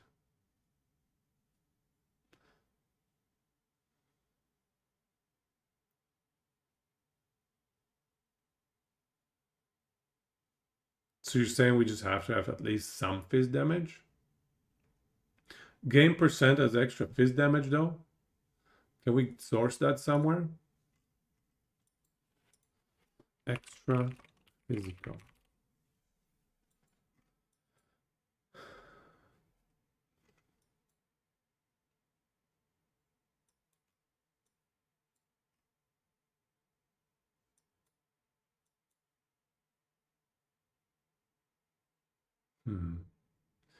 You can get fizz as extra chaos, but not elemental as extra fizz. Well, there's the one stuff. There's the one node that gives us fizz damage. Here, I'll show you. If we go to Blood Mage, this one here, when you do something with flash charges, you gain 1% of damage as physical damage for 3 seconds. So this can be a source of fizz damage. I was hoping to play around this.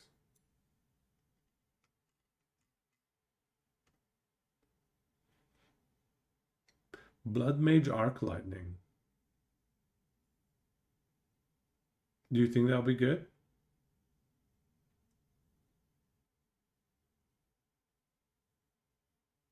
Then that should proc it, at least the way it's worded to you. Okay. Hey, what about snap? So if you go snap, ignite, or shock. Okay. So what about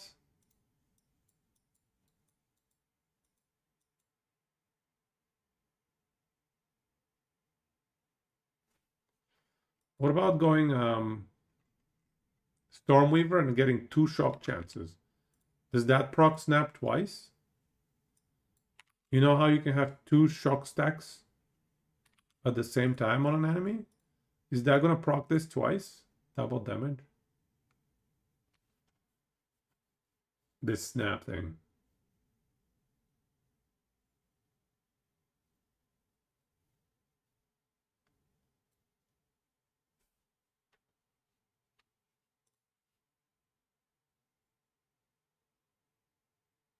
Blood Mage can bleed without fizz damage?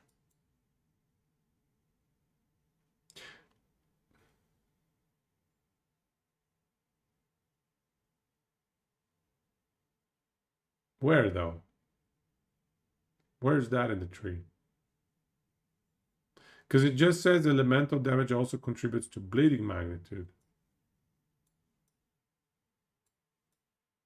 Blood barbs. But that says about bleeding magnitude. Does that also apply to bleeding chance?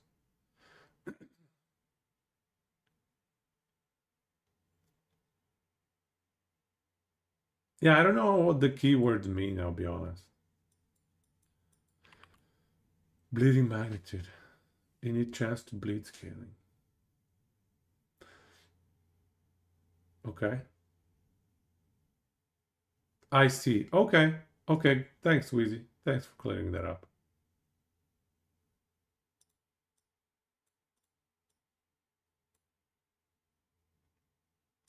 So maybe Cold Snap Weaver, Stormweaver would be fun as well.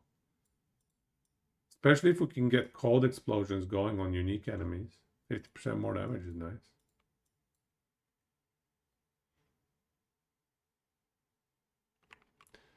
Oh, there's a small, oh yeah, 50% chance to inflict bleeding on critical hits. Okay, there you go. That makes a big difference. Yeah, that makes a big difference. Nice.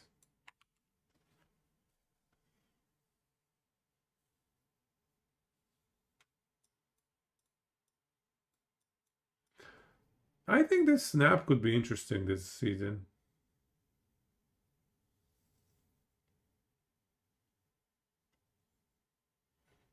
New combat frenzy quality now provides. Oh.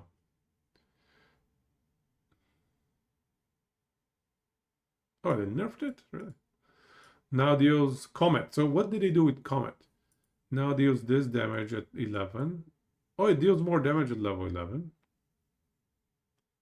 It deals more damage?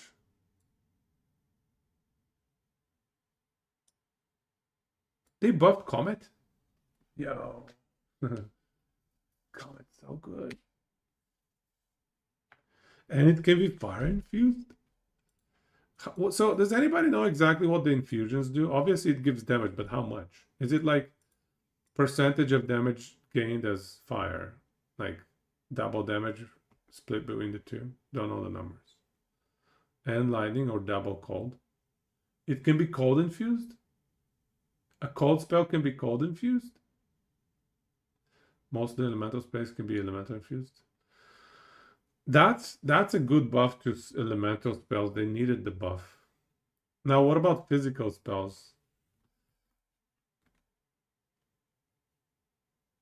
Snap Infernalist.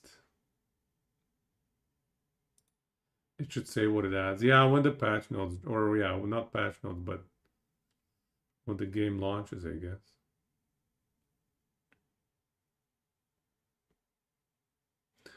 Physical spells can be cold infused? Interesting.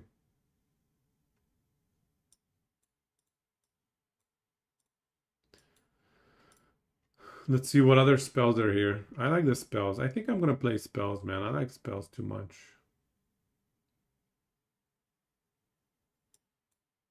Elemental Sundering? What the hell is that? Ember Fusillade can now be infused with lightning.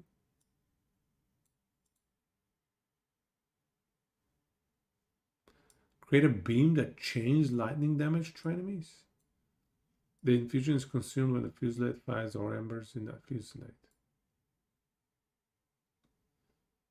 Now has a minimum gem level of 9. That's a big difference. What are you supposed to use at level 3 then?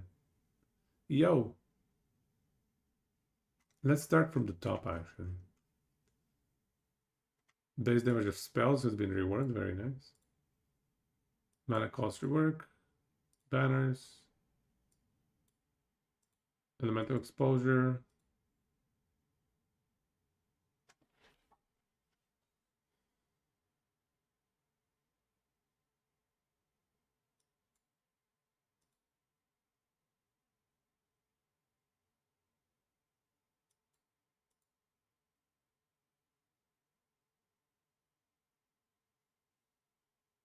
Contagion is smooth leveling, really.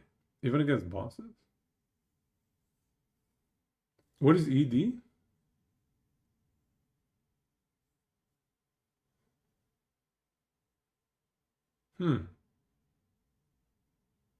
Essence Drain. Oh, okay.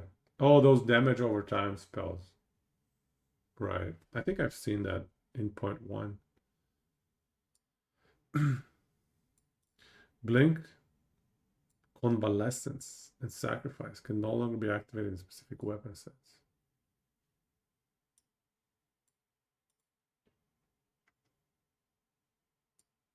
Really? That's a big nerf on Blink. Now required to be active in both weapon sets. I guess because you could switch to the other weapon set and just have extra spirit. Really? That's a big nerf. That's a big nerf on those. Especially Sacrifice, because that's a very high spirit requirement, isn't it? Interesting. Higher rarity enemies are now less affected by curses.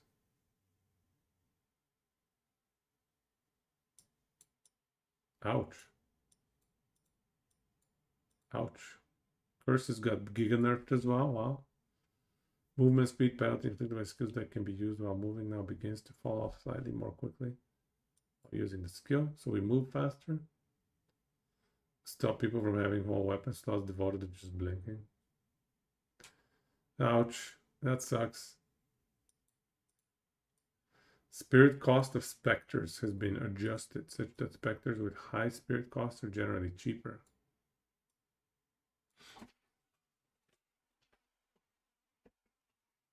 Hollow Paul. Hollow Paul. I think Wheezy's going Hollow Paul. He has a bunch of ideas on it. Specters and tame beasts now deal 25% more damage at all gem levels. Instant skills such as Unbound After are now usable while on the row amount.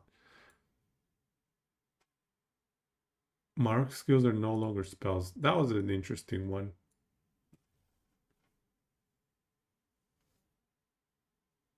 Reservation skills that reduce reservation with quality now have increased reservation. Okay. Killing palm, stirring palm, shuddering palm, blah blah blah. Deal damage based on your equipped quarterstaff. I see. I see. So yeah, because they are in the new node, new keystone. The 100-point witch hunter change. Yeah, that there has to be some build enabling things going on there. Honestly, 100 points. That's like completely different skill tree. Yeah, you could go for something crazy like reduced duration or reduced area on something for a very specific skill that requires that, and then switch back. I don't know. Which hunter stars build?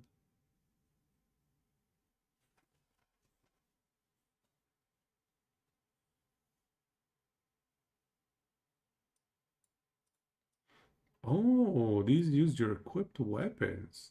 Interesting. Hmm.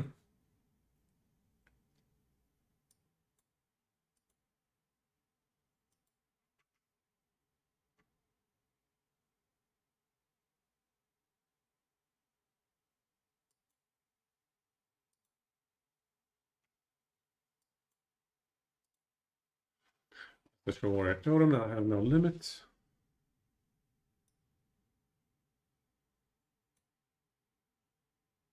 Arc. Arc is now a projectile? Oh.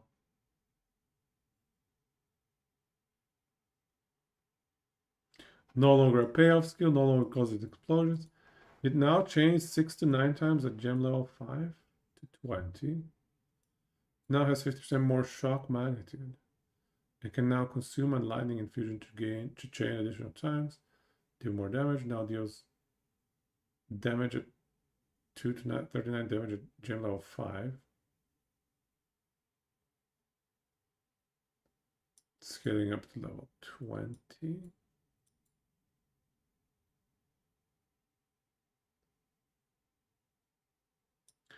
So what happens against single target? It's nice with Deadeye. Yeah, I can't do the Deadeye meme. God damn. Widow Hell, Deadeye with Prod Speed. Not again. Not the Widow Hell again. Is that still a thing, man? That was crazy even back like 0.1 beginning like a year ago. Not quite, but yeah, 8 months. Yeah, meme is not the right word. It's just the bandwagon. No, I know it's a real thing. It's just too much bandwagon. Too many people running Deadeye. I believe you. I trust you completely. Widow Hell was really strong even in 0.1. It was best in slot for so many builds. So I believe it. I believe it. I'm surprised that it's still so powerful.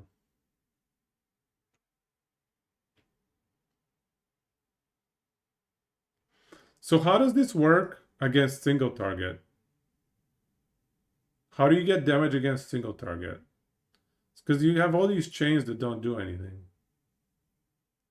Yeah. I mean, Blood Mage Widow Hell can work too. We might consider it. I might play it. Blood Mage Widow Hell. But what does this do with the extra chains against single target? How does that work?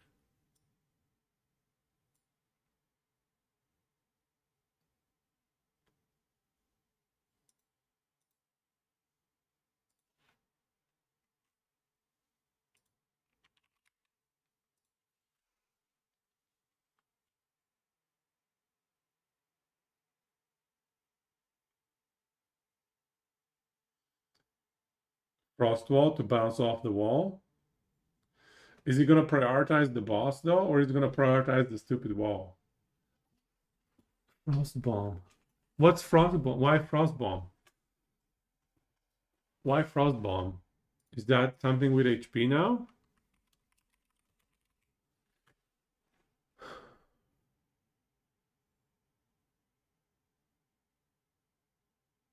Gives exposure.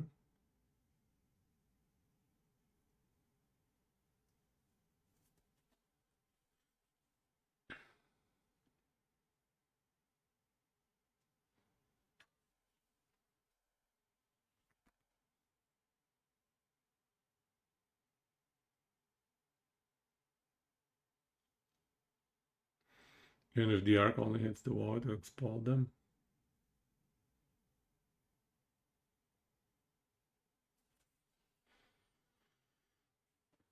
Right.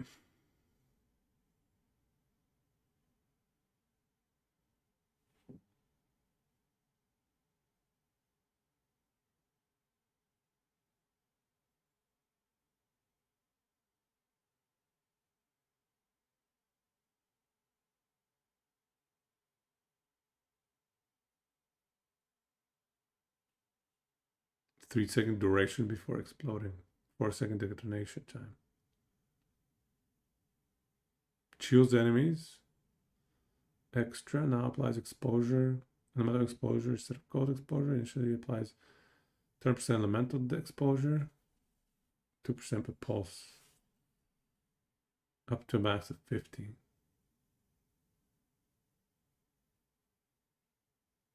Limit of 1. Hmm. Hmm.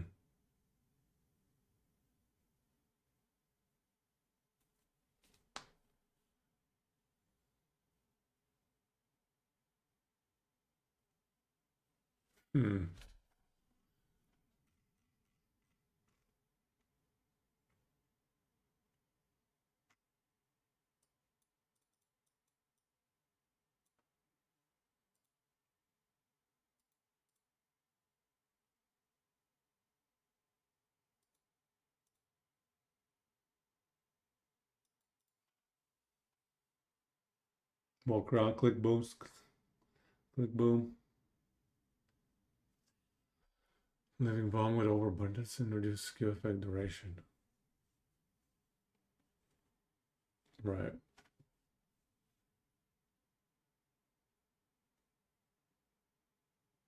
Which one was overabundance?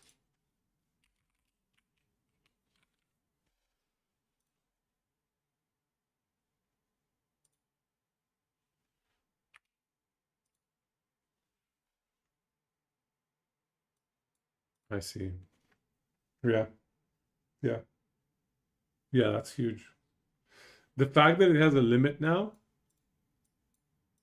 actually makes it perfect for overabundance. Nice. Yeah. I guess previously you couldn't attach it to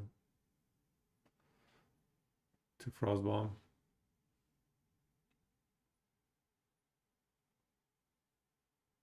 Yo, then they buffed Archmage?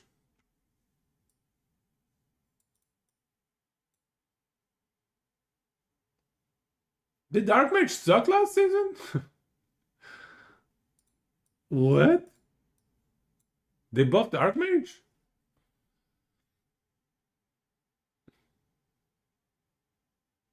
Archmage was like mandatory in 0.1. I guess they nerfed it for 0.2, but still. I guess it was 0.7 in 0.1. Yeah, okay. Sorry, 7%. In 0.1 it was like 7%, wasn't it?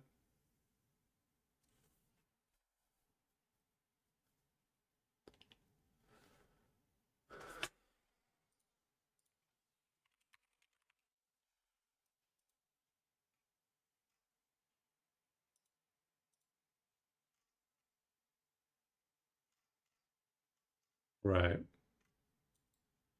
Yeah, it used to scale the damage, I think, didn't it? Now it only scales the mana additional stuff. Yeah, okay. Yeah, they nerfed it big time. Ball lightning. Okay.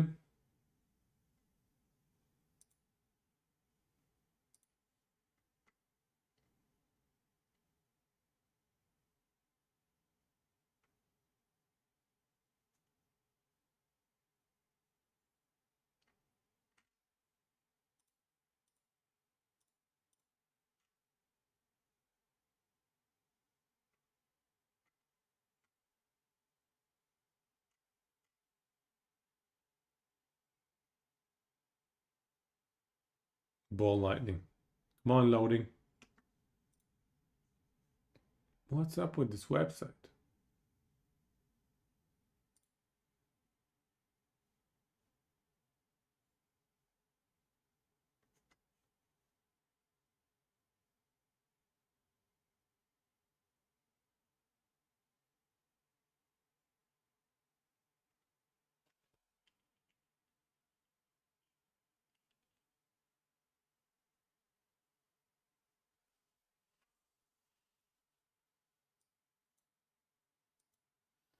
On offering.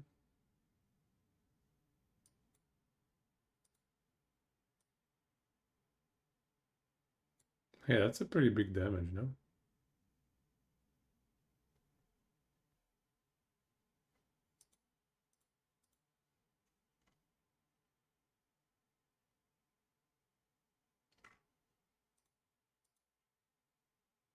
Bone offering.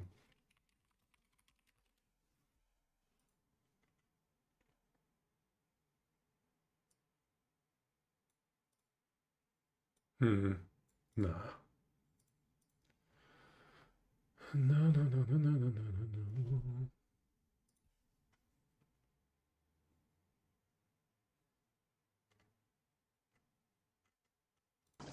Bone Offering will impale one of your skeletons to provide a defensive buff to all your other minions. They receive a bone shield that will block all damage from the next hit they take. After absorbing the hit, the shield will then explode, dealing physical damage. Who's gonna... The physical damage counts as whose damage? Is it the skeleton's damage?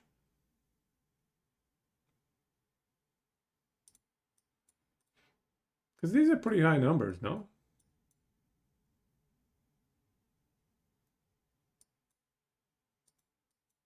These are decent numbers, no?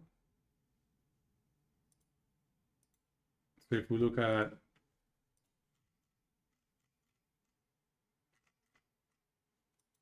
Where's this base damage? What am I going to play on League Start? I'm considering Blood Mage. I'm considering Blood Mage. It looks fun. Blood Mage looks fun. I don't know what skills yet, but I'm considering Blood Mage.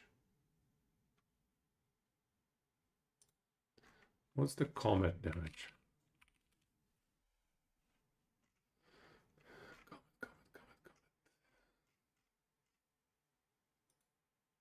Wow, this is more damage than a comet. You serious?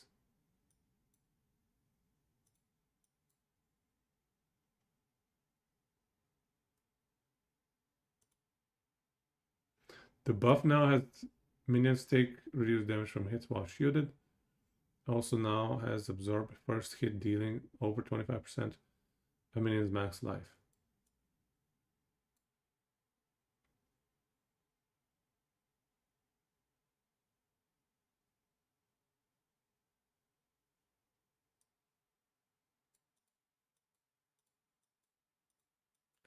So like whose damage is this though? Bone offering. Is that damage by the minion? Does it count as the minion doing the damage, or does it count as us doing the damage?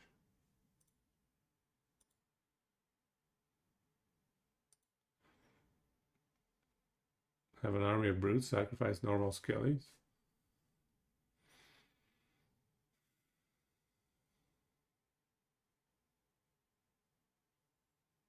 Should be us, right? That's a very high number, guys. This is more than a comet's damage. 900 to 1300 at level 20. This is what a comet does, right? This is comet, yeah, comet.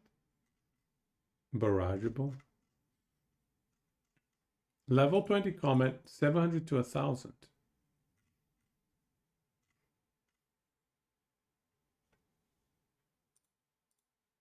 The quality of life on this playstyle might be rough, but the damage sounds pretty solid. I guess the only problem is how do you proc it against certain bosses that don't like to hit you? Can you hit your own minions?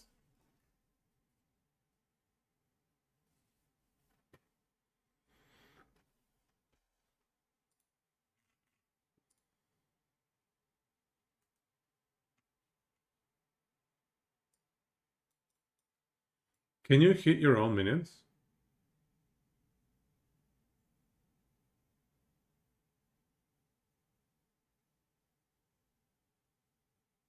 Does Ice Wall hit my minions? I don't think so. You're looking into Blood Mage as well? Comet with Blood Magic. And the note that leech life from spell damage look, yeah. Comet is always a good time. Yeah, does anybody know of a way to hit our minions?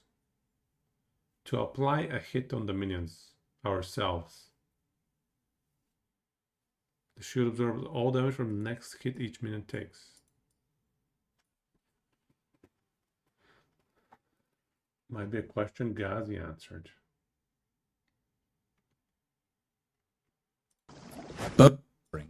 Impale one of your skeletons to provide a defensive buff to all your other minions. They receive a bone shield that will block all damage God, from the this next graphic hit is they take. awful. After The quality of absorbing these the hit, graphics. the shield will then explode, dealing physical damage.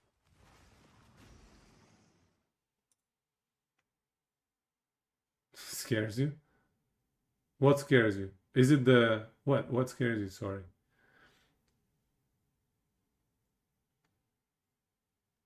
Is it the audio is too loud for just that 1 second? Sorry. I try to reduce it right away. I'll try to be faster. Did the new frost mages and brutes have an interaction? Like they can hit themselves? Okay, I'll just mute it ahead of time next time if I can. Brutes can explode them. Does that count as a hit though, or is it like something else? Oh, if it dies, the shields disappear. Oh. The brute can watch and pop the ice armor the ice mage gave. But that doesn't count as a hit though, does it? Like we need a hit on our minions. Okay, Warcry. That's gonna be a hit on the enemies though, right?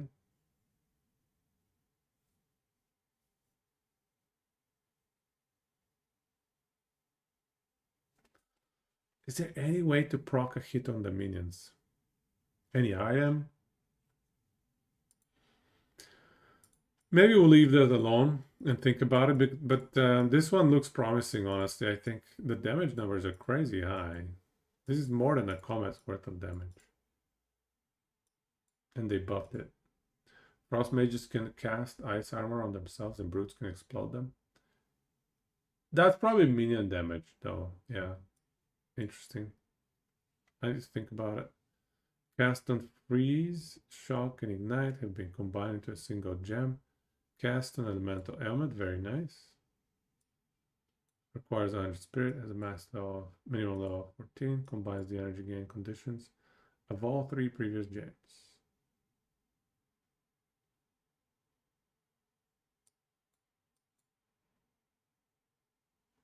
Okay. So you could do snap with these. Yeah, you could do something with snap here. Arsonists can explode the SRS. Nice. Chaos Bolt granted by this thing. Inflicts 1/3 stacks of wither for 4 seconds. That's pretty good.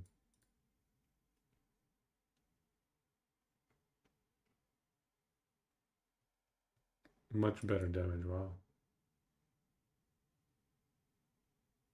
Wow, everything gets buffed.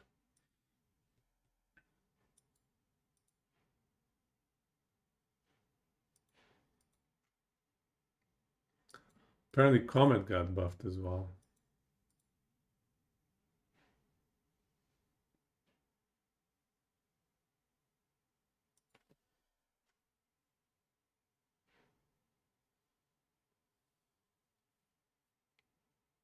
Despair now inflicts a lot more chaos res reduction, really? I guess because unique enemies get some immunity. Hmm.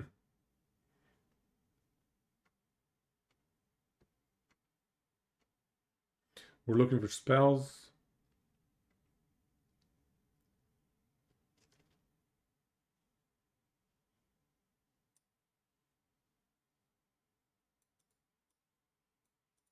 Curse effect reduction. That's right.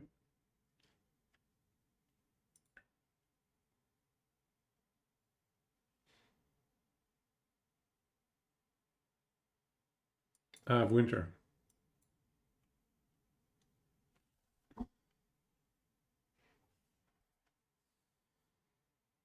Works with flame wall.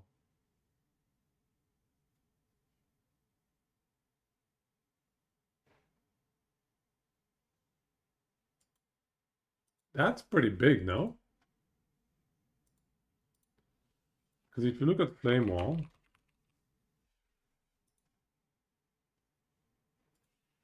and you look at I have winter,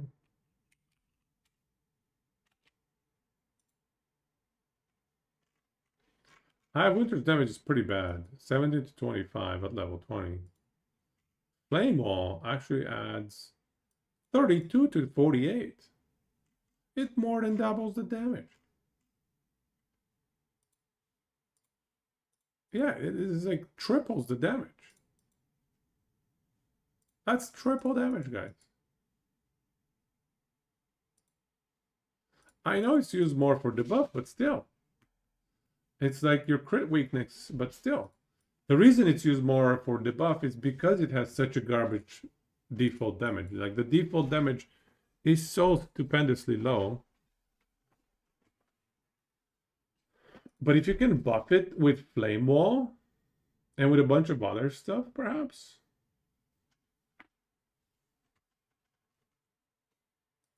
Maybe there's potential to have it as a main DPS source.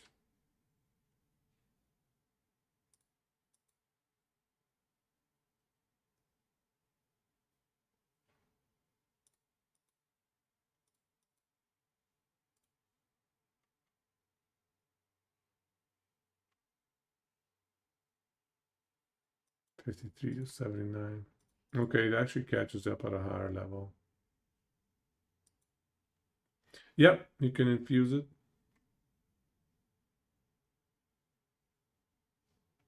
Hmm.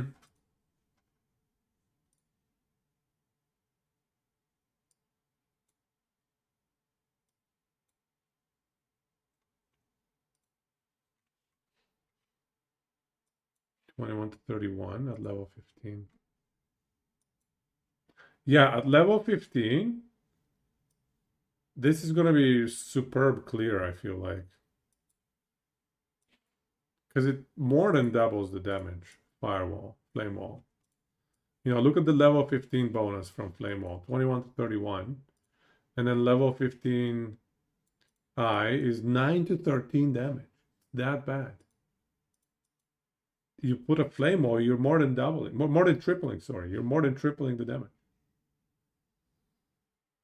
More than tripling the damage. This is insane.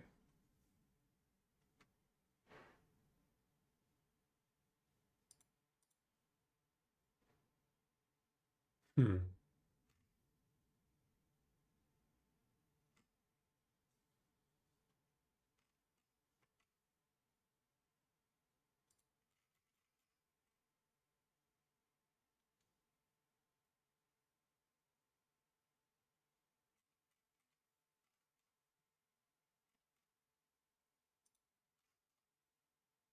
Not so steep at the end here.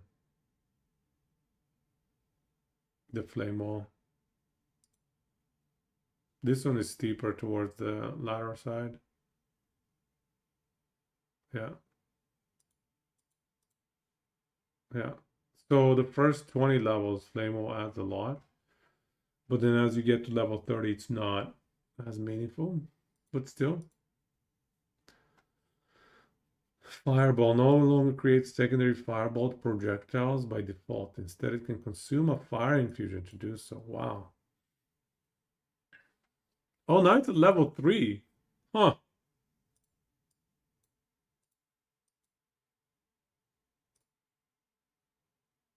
Big buff to damage at level 3.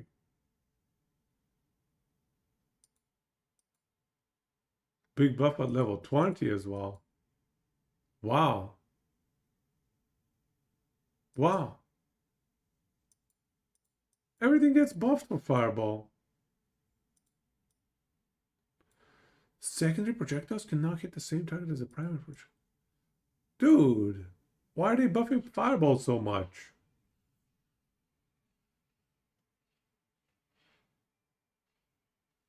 Oh, they finally buffed Firestorm? God, yes. But slower Firebolts. What?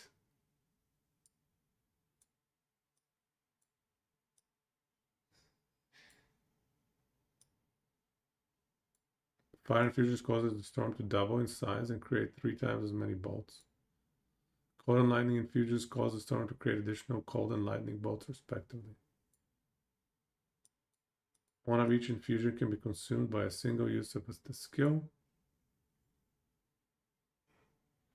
Firebolt damage is now... Oh, they nerfed it?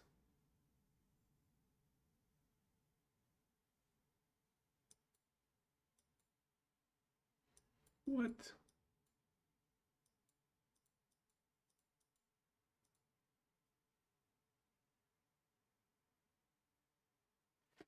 Firebolt demon form.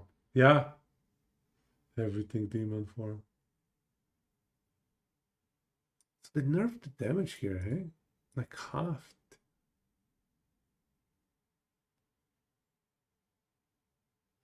But you can stack it on a single target much better now.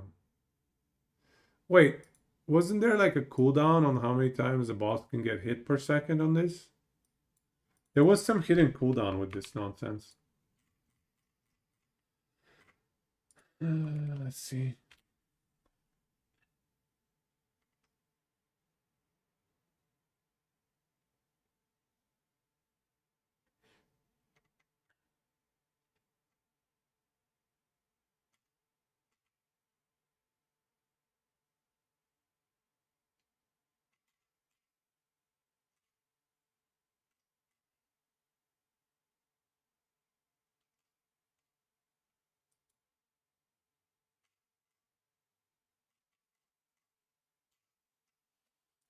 Hmm.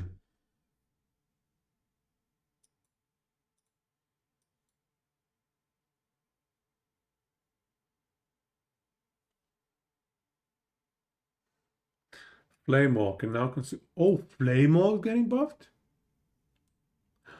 Grants additional lightning damage to projectiles? Yo! That could be crazy good for some stuff. Limit to 1 Firestorm so it kills it. Yeah, I kind of agree. I really wanted to make Firestorm work in 0.1 when it first launched. I was planning on going Firestorm, but it was not good. It sucked. Flame Wall. So Flame Wall though, this is crazy.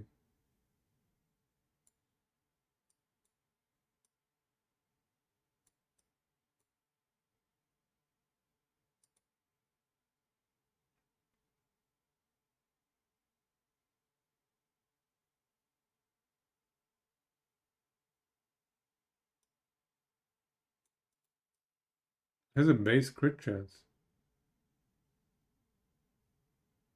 Firestorm was mostly your auto skill.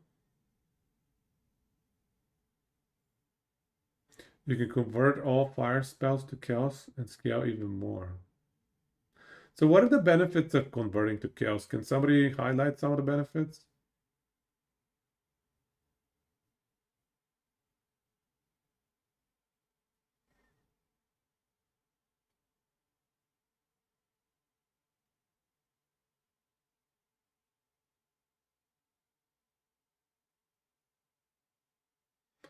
Less resistances. Yeah, I've heard of that. I think a lot of people are excited about the chaos convert. I'm just trying to math out the opportunity cost. Cast chalupa. Many chaos nodes on the tree. Wither is crazy actually. Wither is extremely strong. I can get behind Wither. Wither is superb. I've I've looked at Wither in the past and it's just so good. Yeah, I get it. Yeah, you're right, always. Yeah, Wither is one reason to go for that stuff.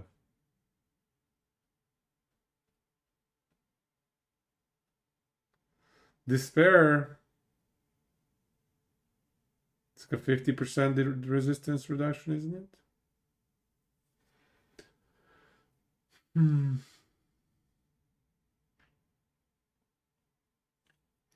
Going Black Flame Covenant is a free MTX. Hacks. So Flame Oak can crit now?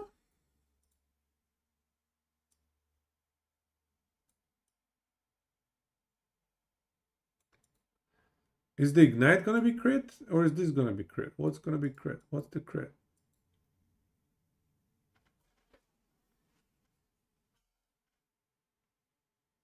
Hmm.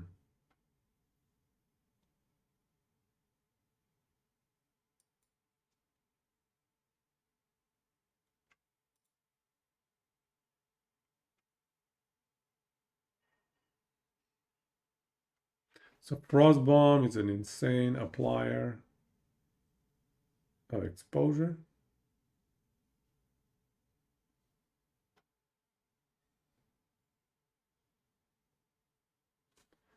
Frostwall now deals 80% less damage in the first 0.5 seconds of its duration. Excuse me?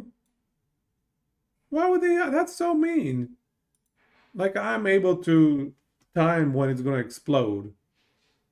What if the boss is about to smack it? This is so unfair. Was there some bug abuse with this or something? Hey, Sid, I'm thinking Blood Mage. Oh, there was some abuse going on? Okay, I see, I see. I remember a lot of people were Frostwall exploding bosses in point one as well. Like, auto casting it and stuff. What about you, Sid? What's everybody playing? What is everybody playing? Frostbolt base prod speed lowered. No longer chill ground. Instead it chills as though dealing more damage. Projectiles now deal less damage? Really? Why are they nerfing it? Wow. The explosion still does more damage. Okay. There's only one class Deadeye. It sounds like it. There's a lot of Deadeye memes going around. Because it's so powerful, that is. Frozen Locust. Ice Crystal now deals 80% damage. Oh, okay.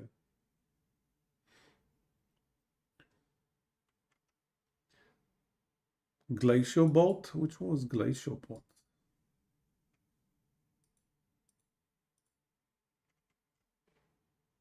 It's not a spell, apparently.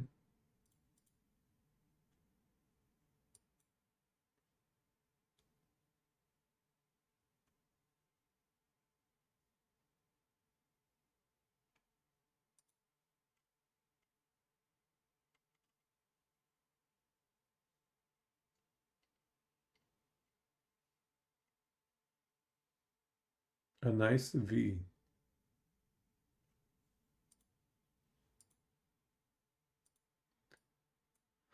This one was the monk stuff, I think. See the unarmed Deadeye? Unarmed Deadeye? Crossbow Deadeye? Lightning Arrow Deadeye? Ball Lightning Deadeye? Deadeye. Now everybody's all in on the Deadeye, eh? New Hand of Chayula. Quality now provides increased duration of socketed gems.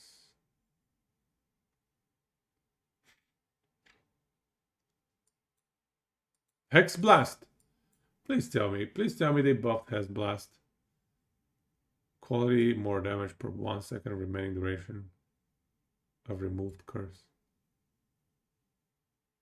Wow. Isn't that pretty giga? Yo. How does that work with like auras? Aura curse. No way, they made it so it doesn't work with aura curse. Yeah, it used to work back in 0.1. It used to work in 0.1 back in the day. Back in my day! This is pretty strong though. Like you can triple the damage. You can get the duration to like 20 seconds now.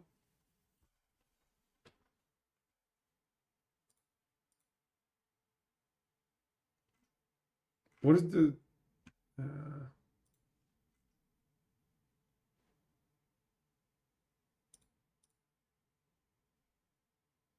where's the curse?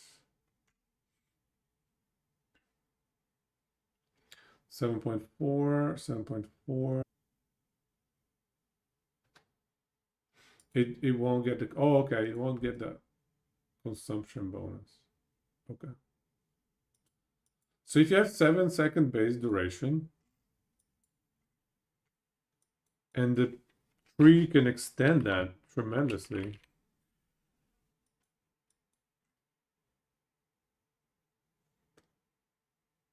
Yeah, you can get so much effect duration. You can definitely bump that up to 20, probably 30 seconds.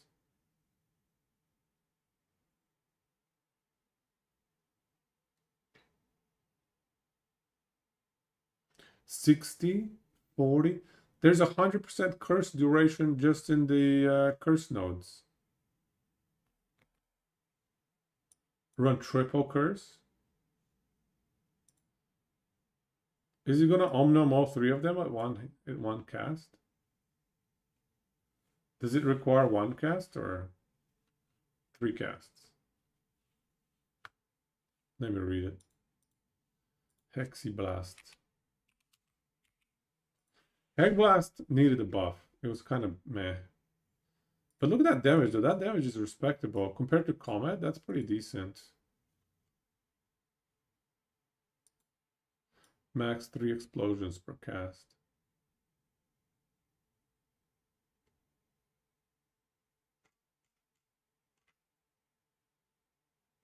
Can echo it. I see. So what is this max 3 explosions per cast? Oh, max 3 enemies.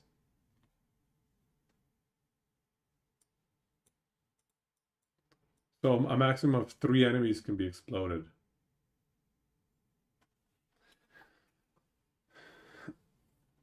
Anyway, portion, okay.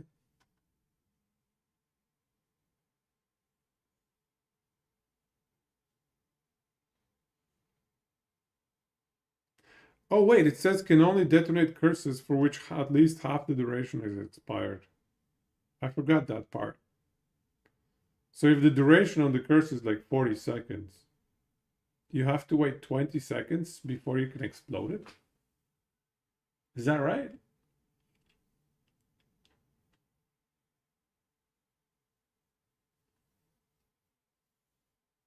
Okay, that's awful. Never mind. I got excited for nothing. That's awful. Yeah, that's awful.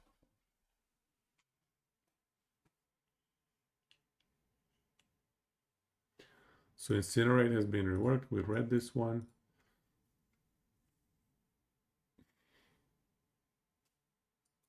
Witch Hunter looks interesting, yeah. Being able to swap your entire build with weapon swap. That's crazy. You do a build swap. Yeah, I tried the curse aura and auto casting on blink. So I'm like auto blinking around and it auto cast hex blast on top of me. And it just was nowhere as good as pretty much everything else I tried. I wanted it to be good. I really did, but it was not. 100 extra weapon passive points. Yeah, that's crazy. An entirely new build on weapon swap.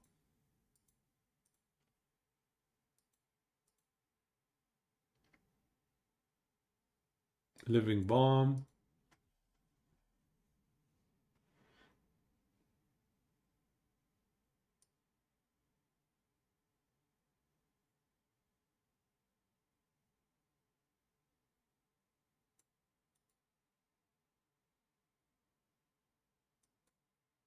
Hmm. Maybe living bomb could be interesting. I don't know.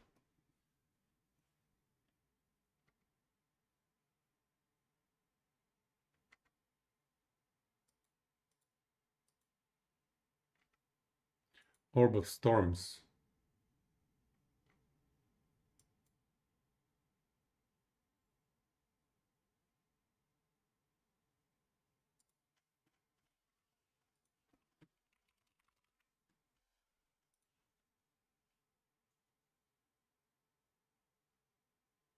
Come on.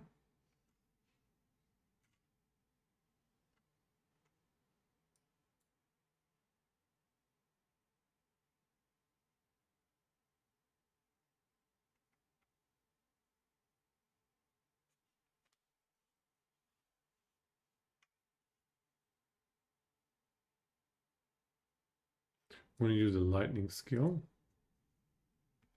Now triggers from casting any spell in its radius.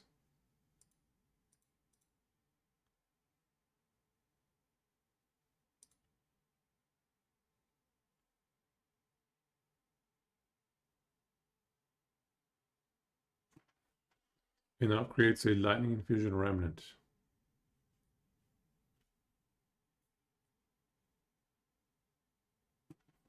Max of 8 bolts.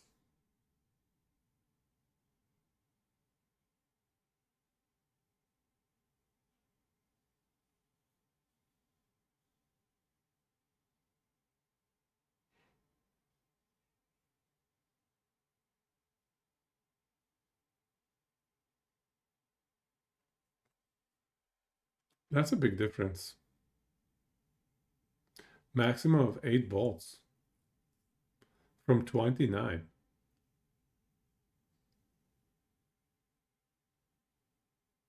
But damage is doubled.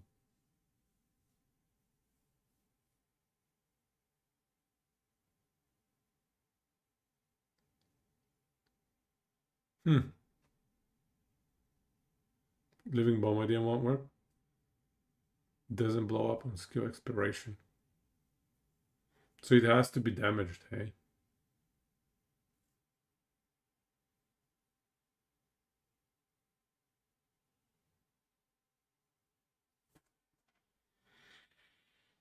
Hmm.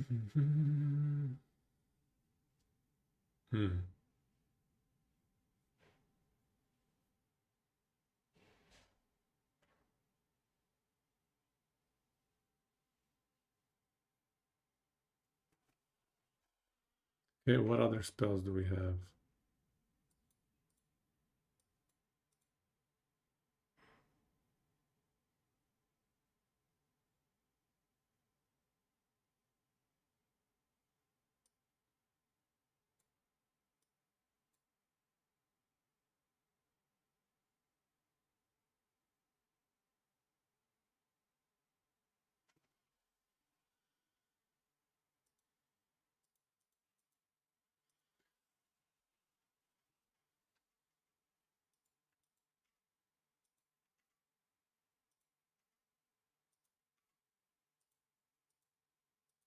Minion, minion, minion, minion, minion.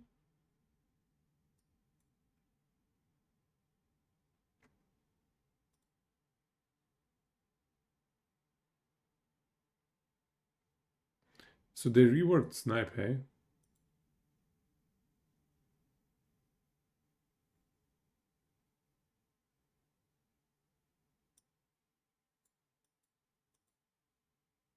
Solar orb. Because it's in a staff skill. Okay. Lame.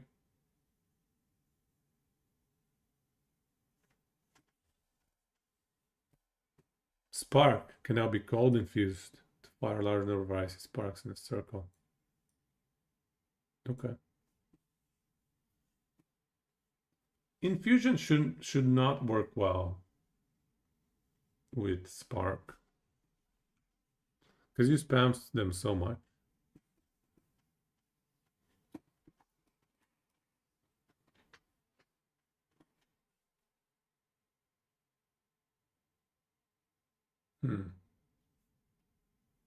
Is it against Spark Blood Mage? Yeah, I feel like Spark Blood Mage is gonna be insane. Yeah, Spark Blood Mage is gonna be broken again. Did they nerf Spark enough in point 2? Let me look at the numbers on Spark. Yeah, I think Spark is gonna be giga broken.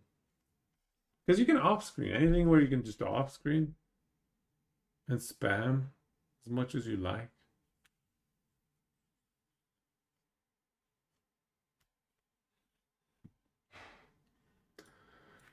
9 projectiles. I mean, again, we have quadratic scaling.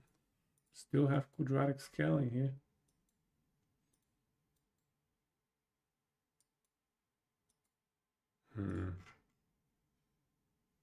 Remember, these are multiplicative, guys. Effective damage, technically speaking. Roughly multiplicative. Okay. Yeah, I think Spark is going to be crazy with Blood Mage. I could be wrong, but I suspect it's going to be crazy good. Especially when you add the upgraded Flame Wall.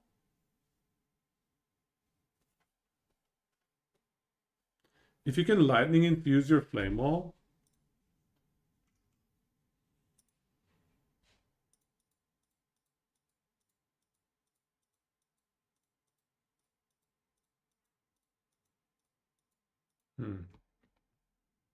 Yeah, that's what I'm saying. Your lightning infuse your Flame Wall. And then your sparks are even more giga. For boss fights. Yeah.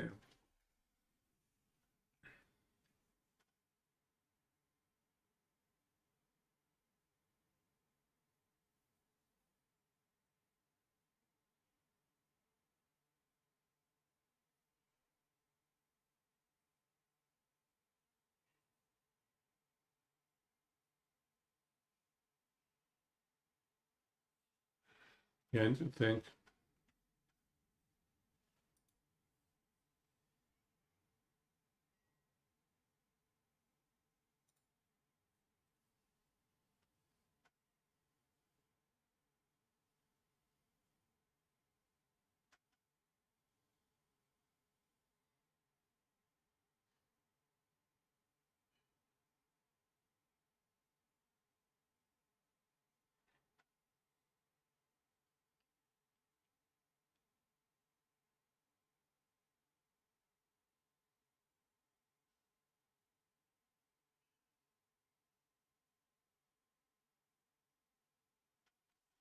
Okay, what else? What other spells we have here?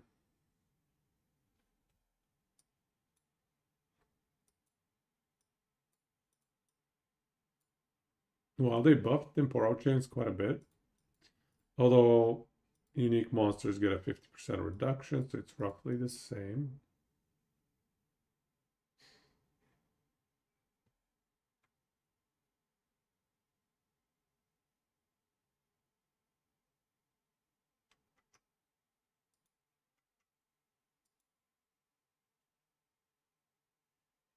Buffed in Feeble as well.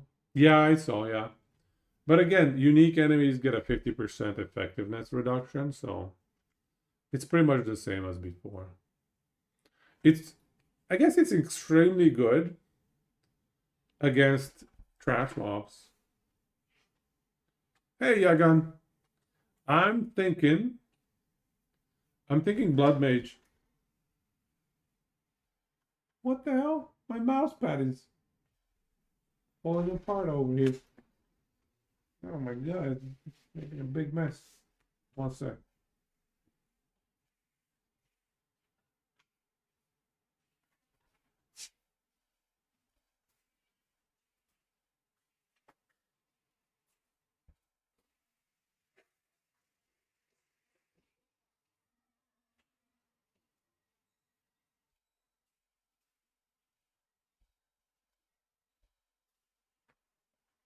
You want to play Lich minions?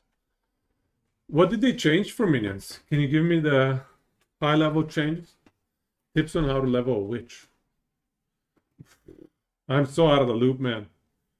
I'm not the right guy to ask. I have heard ED Contagion is good. Yeah, Mandarin was saying that. I think it was him. That ED Contagion is legit, but new stuff for minions.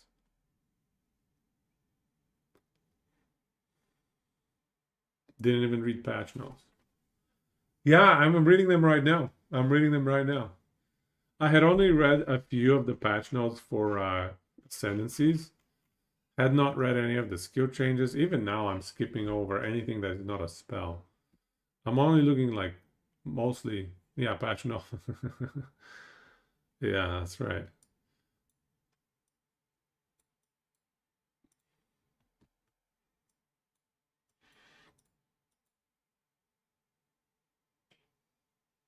Trinity? What is Trinity?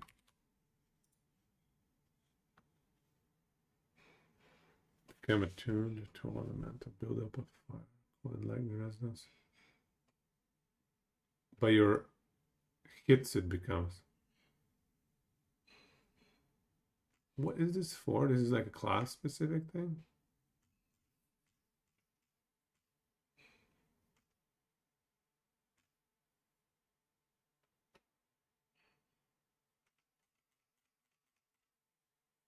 Which class is this for? This must be like Invoker or something.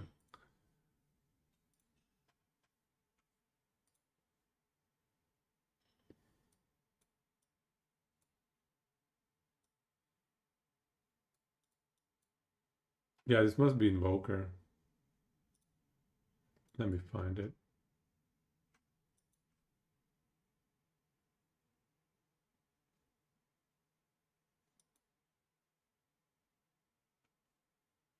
No, it's not Invoker.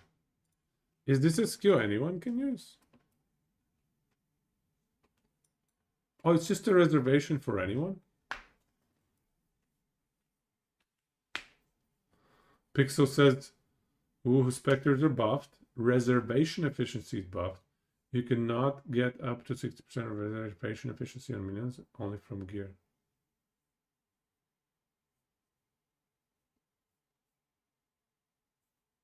Okay. You cannot get up to 60%? Minion accuracy. Oh, yeah. Minions always hit. That's huge. It's just a buff aura. So can it work on an elemental caster? Building resonance.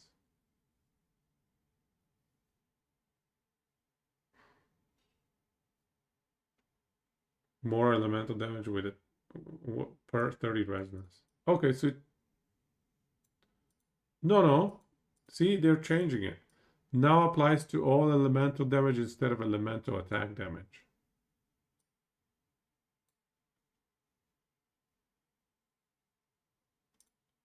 Quality now grants skill speed instead of attack speed. So if I'm Blood Mage and I'm running elemental damage, I could run this?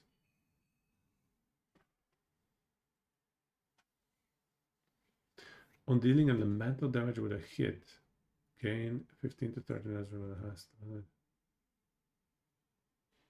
What? And lose 3 resonance of the other types? What? Why do you lose the other types?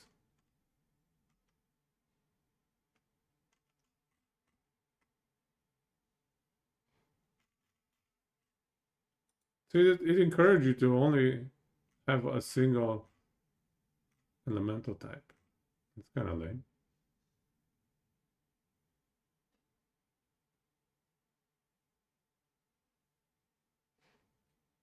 You can now get up to 60% reservation efficiency on minions only from gear. That's a pretty big deal. I have not played minions in POE2 yet. Maybe it's time to check out Spectres. Yeah, I've always wanted to play Spectres.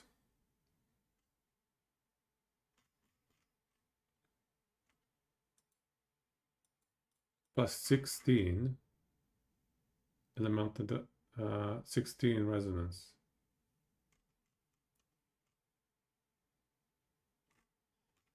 And 8% more damage per 30 resonance. Is there a cap on the resonance?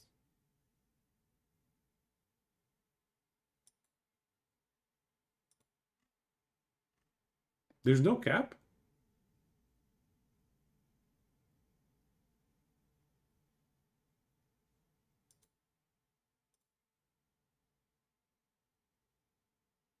No.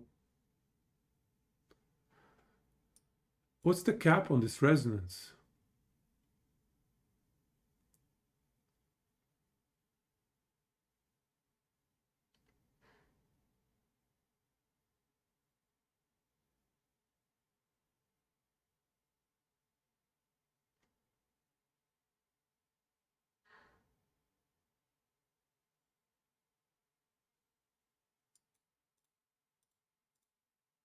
It's per 30 resonance of any type. What does that even mean, though? Decided what build going for? Not yet. I'm thinking blood. I think blood mage. I just don't know exactly what I'm gonna do on blood mage. You're thinking dark effigy lich. That's the totem, right?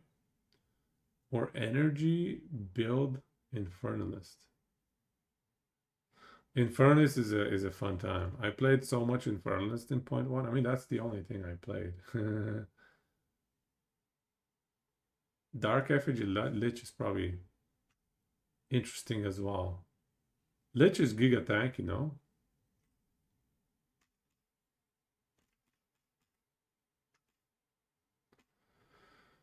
Trinity resonance loss per second 10.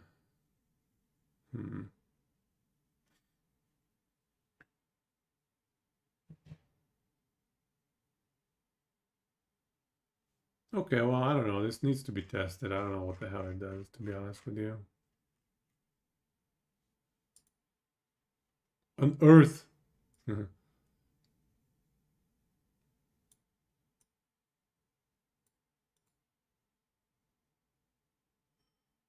Lame.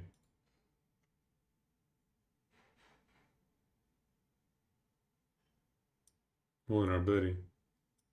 Doubled. The new Abyssal unique belt with 2 sockets.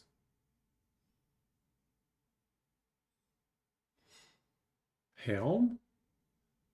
With Talisman of Ralakesh. Now buffed to 8% reservation of minions. Times 2.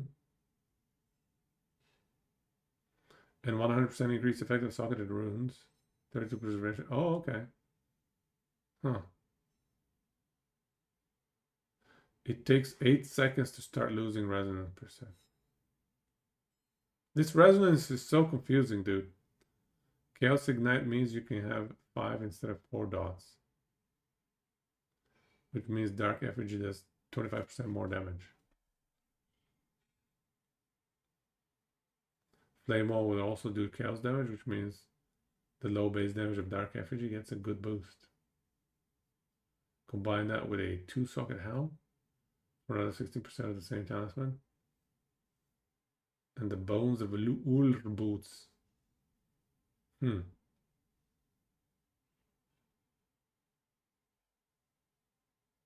Reservation, that's huge, yeah. That's huge reservation efficiency.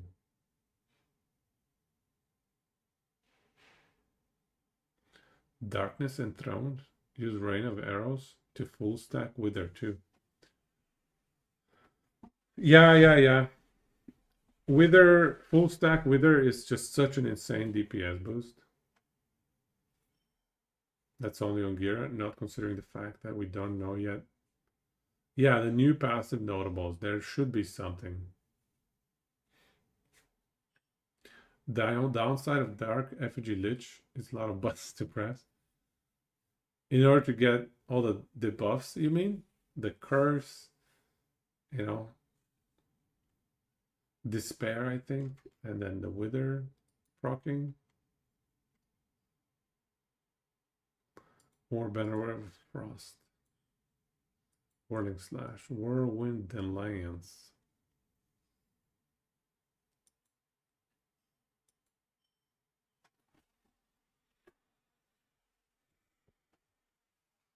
They're busy raging. Unique item changes. Unique item changes.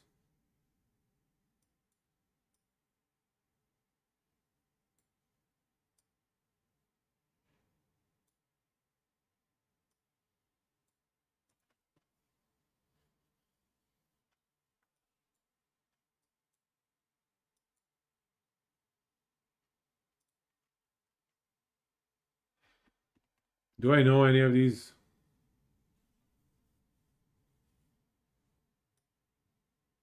Critical hits with spells apply stacks of critical weakness? Huh.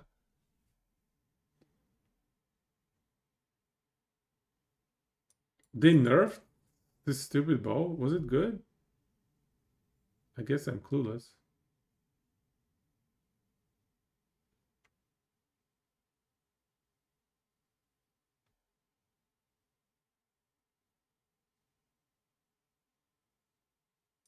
They nerfed Modigaro's virtuosity. You're only pressing a lot of buttons on a boss anyway. Yeah, that's true. That's true.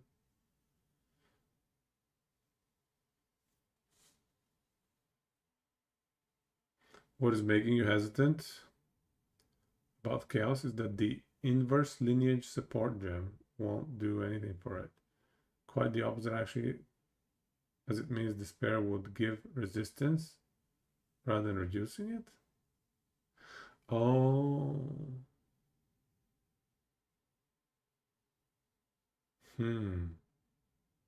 Yeah, you cannot use that gem then.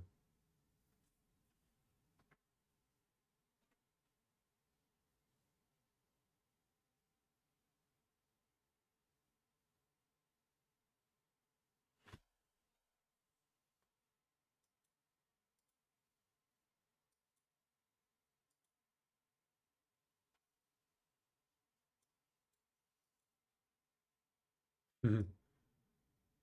20% increased critical hit chance, dude.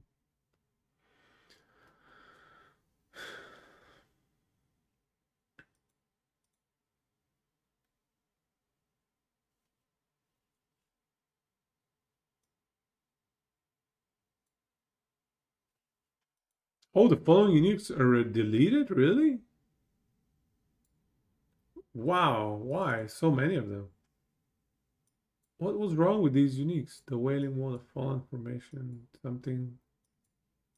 What was wrong with these uniques? Must have been a theme here. That is why Infernus with infinite free Infernal Flames is probably better. Infernal Flames. They buffed it quite a bit. Looking into Unearth. Weapon swap to Terracotta Soldier plus 20 plus of them. Sacrifice to Unearth. Really though? Unearth? Isn't that like pretty bad minions? Dark Defiler Scepter. Detonate Dead that is converted from fire to chaos damage. Chaos damage Detonate Dead. But the portion of Detonate Dead that does physical damage is not going to get converted, right? It's only going to convert the flat portion of Detonate Dead, which, depending on how you're applying it, might not be insane. I don't know. I could be wrong.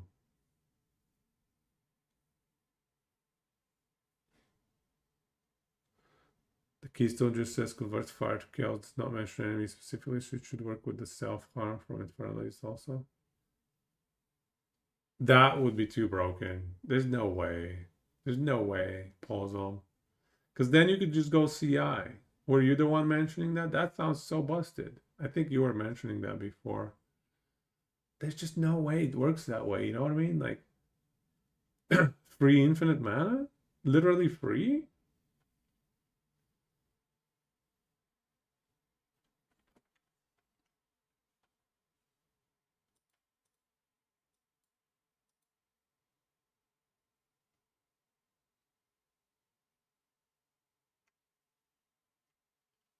Item changes.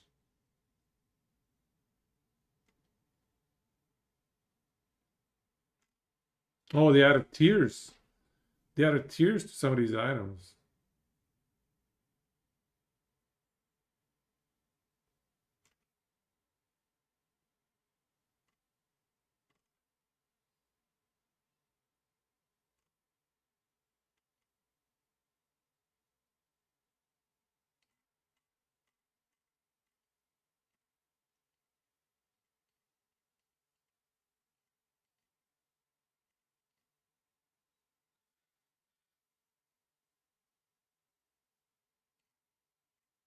Right on, yeah.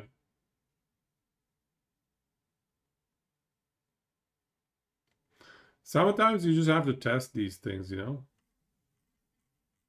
Okay, so we went through the skills.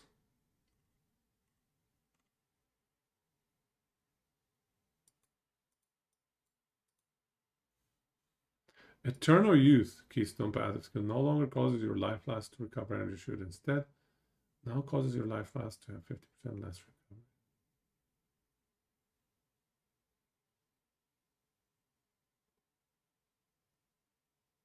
Wait, what?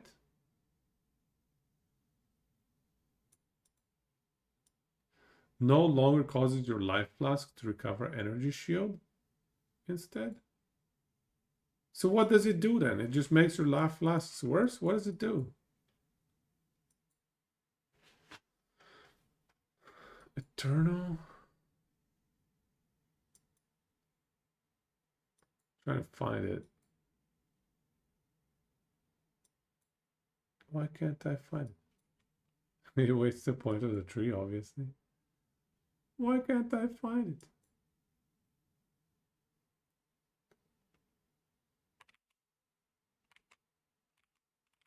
Oh, it's on the right side, that one, right, Eternal Youth. Life recharges it instead of energy shield.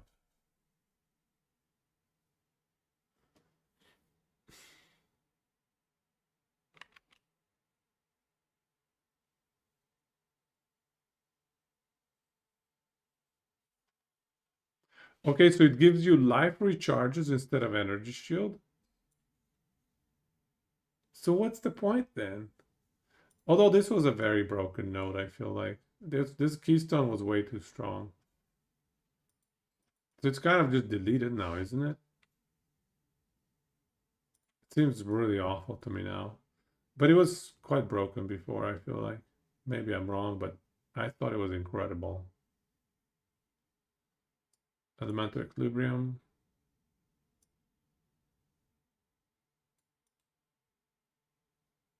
Infusion Remnants. Elemental Equilibrium. That could be interesting. Although you can't plan around your build as much. Oh, that's pretty far away. Like, I don't know about that. Never mind. Giant's Blood. Half the amount of life granted by strength.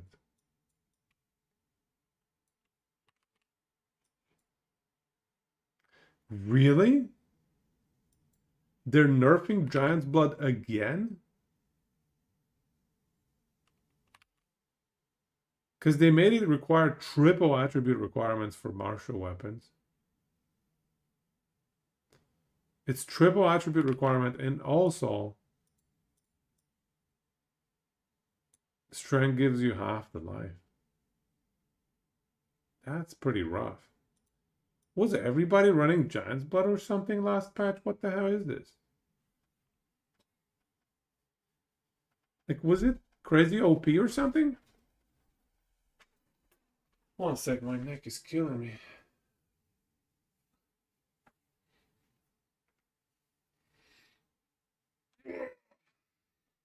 What happened here with Giant's Blood? Giant's Blood was used on like everything. Oh, okay. All right. I see what happened. I see what happened.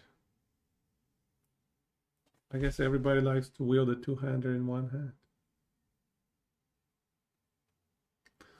The glancing blows now provides chance to invade is unlucky and chance to deflect is lucky.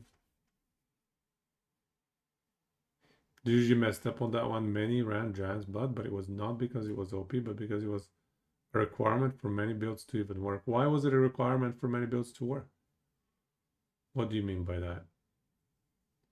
Like the builds required a two-hander? It's because you get +7 skills on a two-hander. So it's a big damage boost.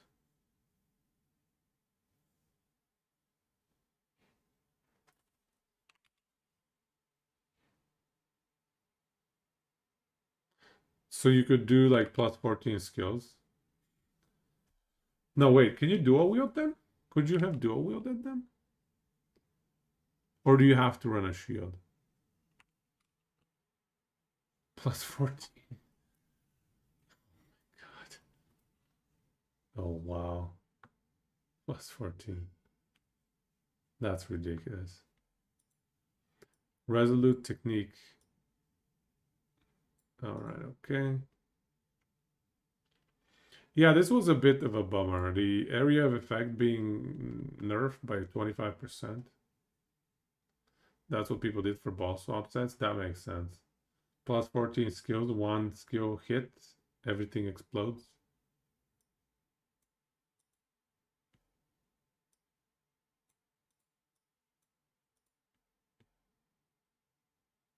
Okay. Which hunter seems cool with 100? Yeah, the 100 weapon swap. That gives you so much flexibility. Yeah, there's probably something interesting there.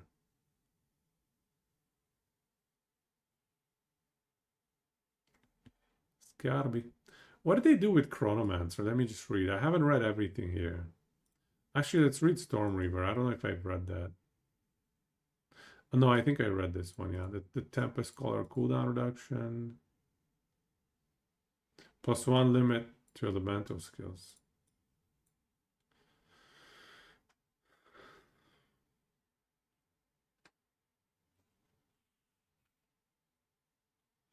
They butchered the Arcane Surge effect.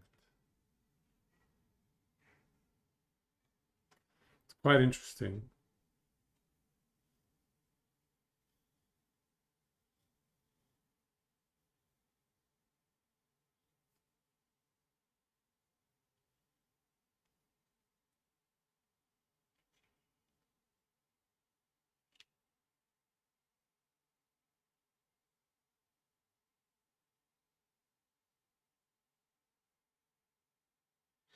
You can also lock your best weapon with swapping weapons, so you don't even technically swap your weapons anymore if you want to.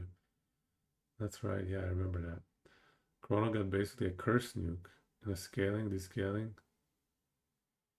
cast speed AoE buff. I gotta read that.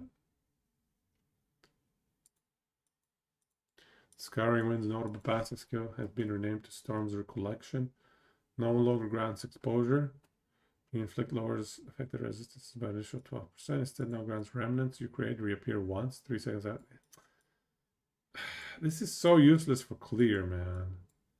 It's nice against bosses, but for clear, it's so bad.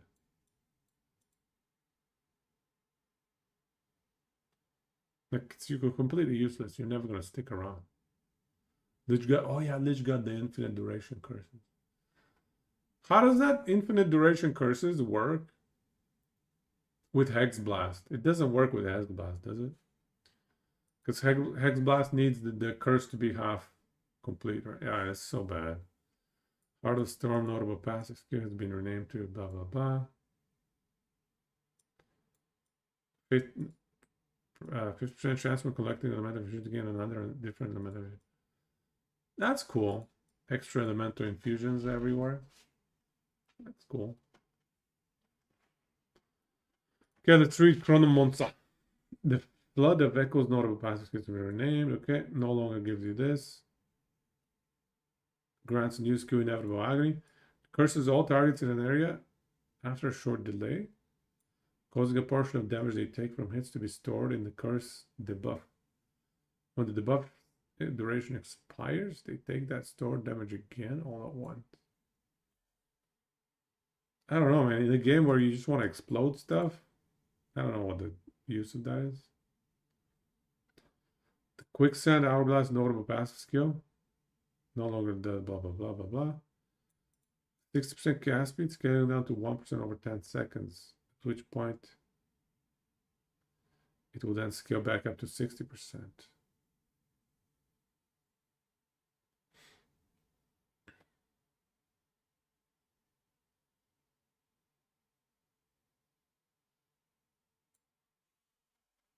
Interesting. So it's a permanent bonus, but it fluctuates.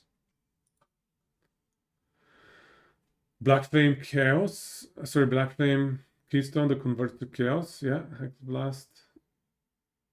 If they want to nuke, can just go other fire ability and get converted to Chaos. Yeah, yeah. Yeah, this perma is nice, yeah.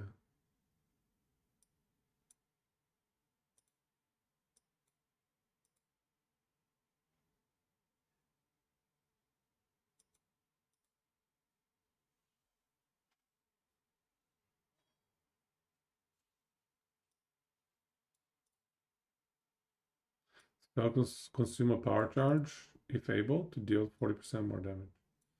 So if you had a reliable way of getting a lot of power charges, this is pretty strong.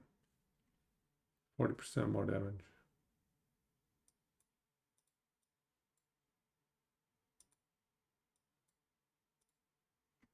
Okay, the Infernal stuff I read.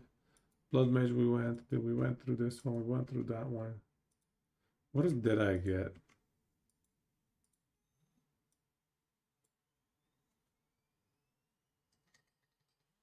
Okay.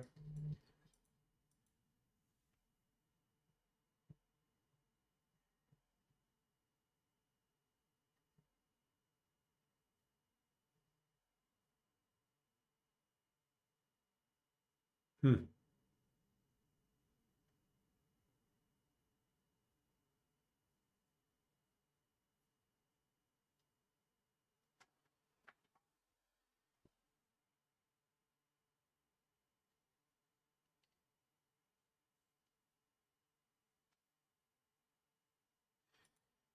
Profane Ritual. Oh, that one's pretty bad though. Isn't it Profane Ritual? Where you spike a skeleton?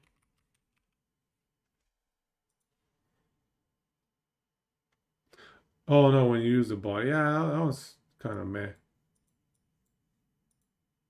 5 active rituals.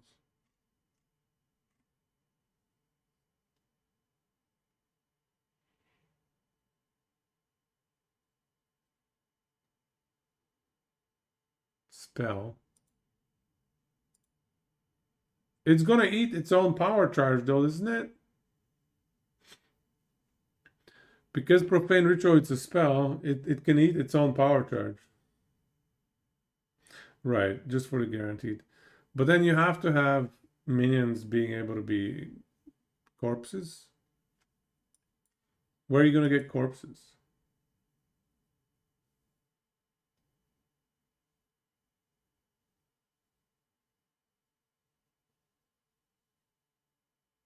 Oh, you can prevent it from using charges? Yeah, so you have to use sacrifice. You can target summon corpses. What do you mean you can summon corpses? What spell is that?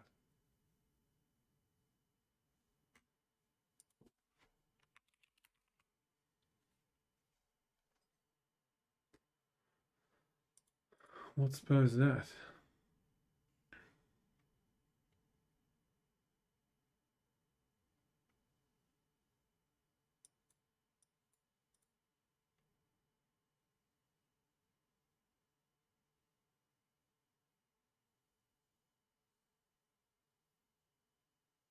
Hmm.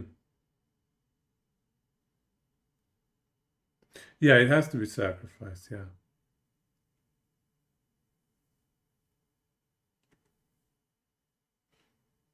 Amazon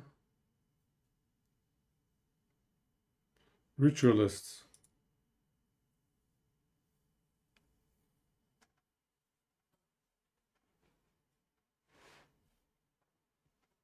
In PoE, desecrate corpse, summons corpses, and unearth. Oh, really? Oh, no, but PoE2, yeah. Hey, Big Wolf, welcome, man. You playing PoE2? Join us. In a couple days?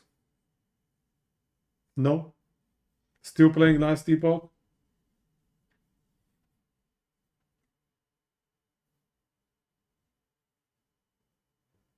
What character are you on? How many characters deep are you? They consume corpses in PoE2. Hmm. I think I looked at this tactician thing and I don't know. I don't know. I don't like it. I think I read the Journaling Legionnaire. Smith of Kitab, I didn't read this.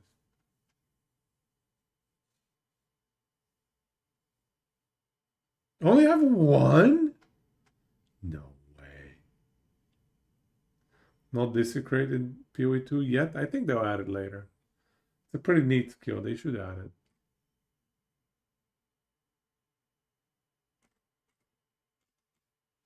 Player projectile skills now have a minimum of one projectile. Player minions now always hit with their attacks.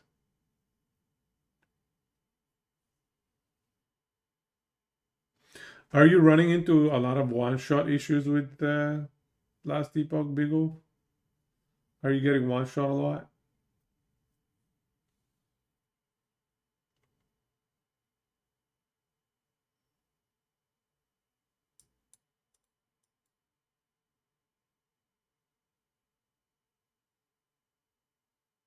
Started Totem Shaman. Stop the frogs after you got some gear. Cruising around 500 corruption, not getting one shot.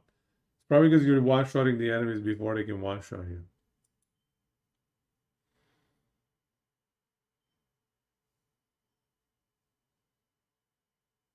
You keep dying to dots in Last Epoch despite being res capped. I don't know if there's some issue with enemy damage scaling. I don't know how it works, but there's something problematic. I don't know if it works on dot as well.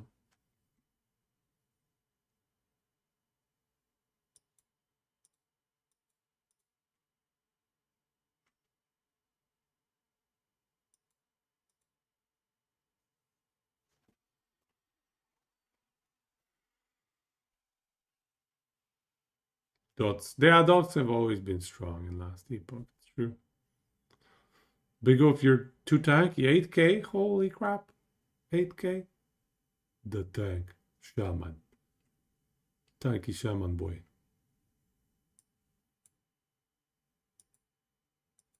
Okay, general improvements.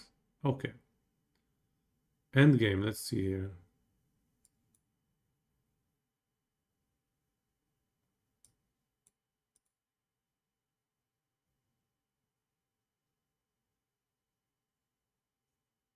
Six modifiers? Okay. This is the, oh yeah, they changed these things.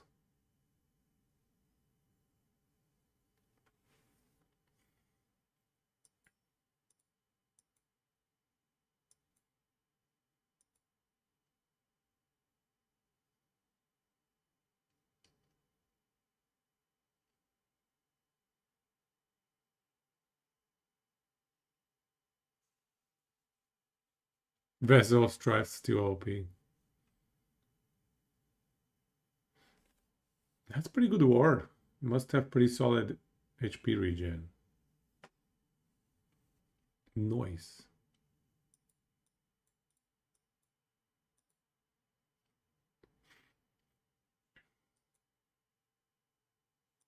So here's some new gems. Is there new spells? No new spells.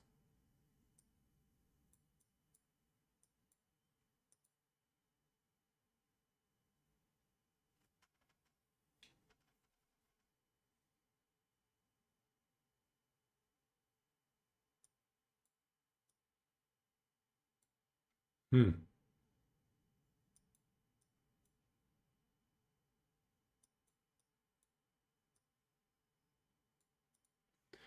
And none of these sound particularly exciting for a spellcasting build.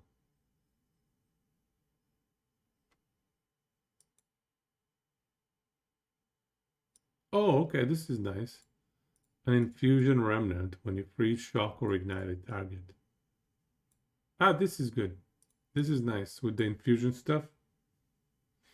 You're gonna do the bear next, but not the meta variety. You're going to be in the bear with the bear and doing dot. That's fun, nice. So not the earthquake stuff. Possum, you did not like Abonecro on the shrine map. Minion build really don't benefit much from the shrines, which kind of ruins the how smooth that map is going. Yeah, I agree. The minions don't really get that benefit. Yep.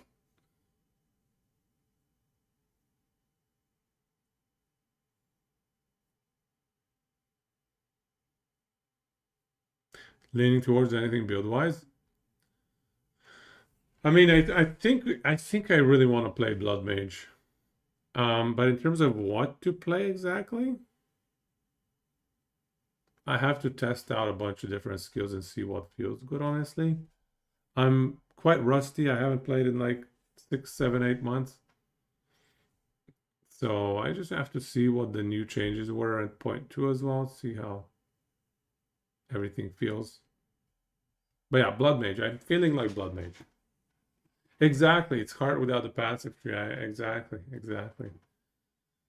I am. I'll tell you though, I want to make that new fizz damage after you use your health potion charges. I want to take advantage of that. How exactly? I'll try a few different things and see how it works, but that's the skill node I want to build around. Probably a late game pivot of some sort, but we'll see. You're proccing aftershocks with totems and using shouts to reset the bear earthquake. Just triggering a ton of aftershocks and have them set for dots. Oh yeah, aftershock dots, nice. That's the good old stuff. Only thing in POE2's patch that has you interested is the monk. The monk with the unarmed, yeah?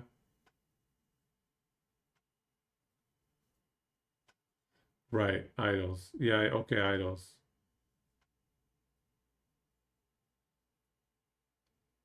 Right, on melee attacks. Aftershocks on melee attacks, idols, yeah.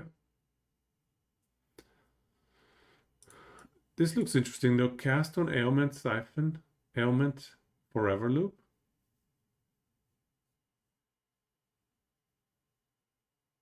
Well, it's not a.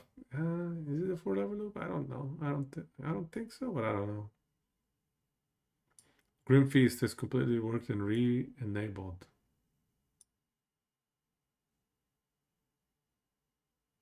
It now allows you to collect remnants from your dead reviving minions. Then activate the skill to instantly revive minions based on their max life. Okay. So here's the hollow palm technique. Here's the what? With ritual cadence. The keystone changes your invocations. The trigger skills every 2 seconds instead of all at once. The triggered skills consume less energy.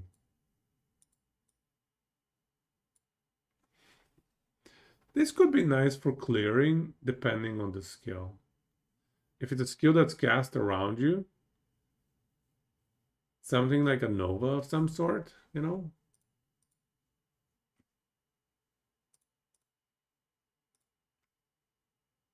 Like a nice Nova. This keystone could be interesting with Ice Nova. Because then you can get more Ice Novas in. Something that carries the damage with you.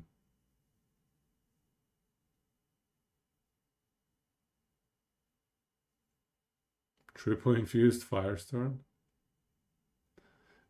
Triple infused Firestorm sounds amazing, I'm not gonna lie. I hope the damage is legit too. Well, I guess if it casts it on top of you, it doesn't have to be maybe Frost Nova necessarily. Maybe even Comet. Everybody's favorite Comet. Giga Comet. Black Flame Covenant, we know this one. Fire damage, chaos damage.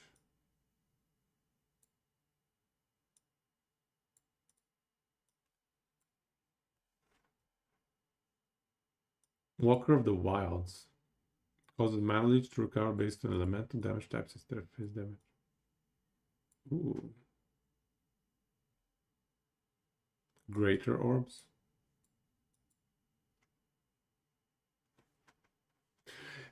Chorus Lock. Finally. You're gonna ED Contagion leveling? Critical Thought? Does that scale in the end game though? There isn't anything to really scale it into this. Ah, I see. So it's really good for leveling, hey? I've heard so many people talk about this combo. Damn. Maybe that's the way to level. Although, does it make sense for a Blood Mage? For a bleedy Blood Mage?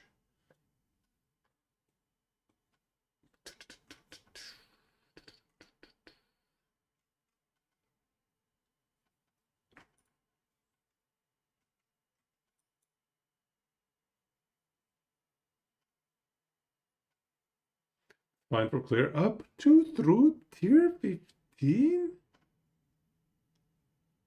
Yeah, single target not so good, but effigy helps. Bossing and super juice maps, it drops off. Wow.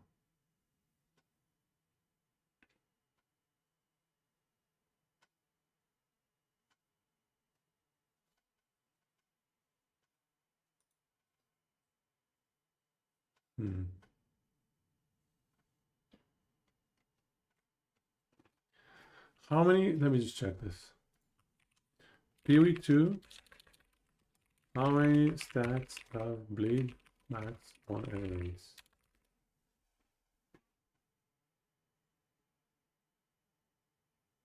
Wait, what? No. Gemini. You have only one stack of bleed. Is that true? Is it one bleed stack? It's maxed at one. Okay, I see. I see how that goes. So we need to find one skill that does insanely high damage to get the strongest bleedy stack.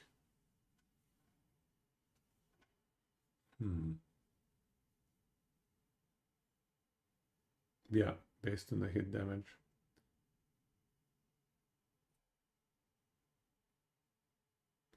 So what is the... Okay, I'll think about it. Bleed Comet. Yeah, Bleed Comet is the way. Because you can make it do fire, lightning, and cold damage. And all three of those are going to contribute to the bleed magnitude. Triple element Bleed Comet. Yeah. Tri-element Bleed Comet. That's like the bossing skill though. For trash clear, what are we going to do for trash clear? Did they change Comet? Does it always still have like that extra cast time annoying thing? Like, is it still at least, yeah, 1 second to total cast? This is so annoying, dude. Make it 0.5. Come on. Sounds something only possible in PoE. Yeah, Bleed Comet. Bleed Comet. Bleed Comet. Echo it. Can't apply 2 bleeds, can we? If you equate, do both. I guess both of them are going to get the infusion. Yeah, because it's one cast.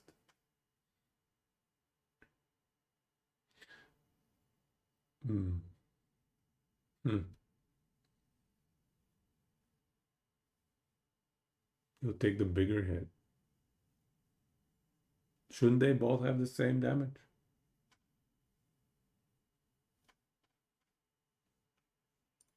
Oh, Comet is just such a fun skill, though. It's just too bad we might have to like manually cast it. That's a disaster. Unless we do like cast on elemental ailment.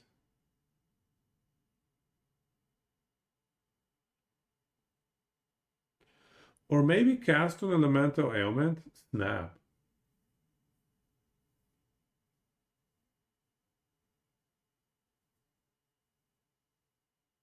Yeah, how about cast on elemental ailment, snap?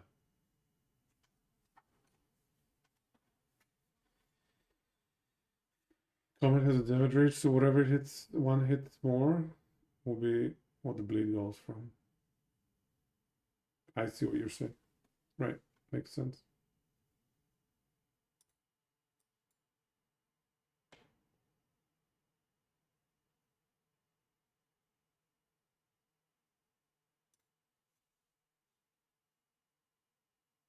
What are we going to use to prop the cast on?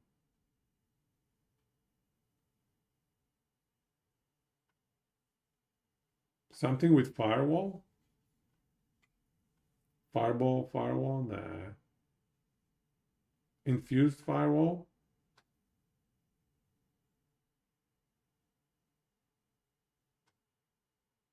Something that applies all three ailments.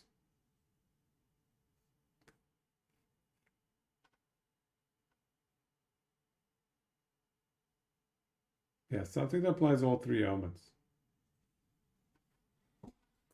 Hmm.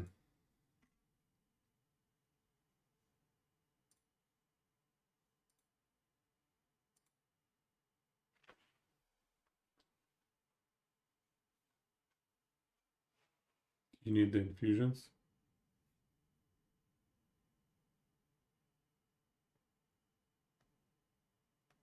I guess we can rotate over three different skills to get a lot of cast speed as well. There's that new gem that gives you cast speed per recently different skill used or whatever.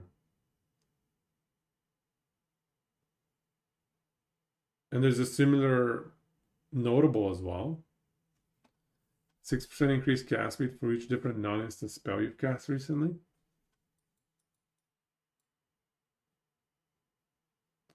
And there's another one, 4% increased cast speed for each different non-instant spell cast you've cast recently.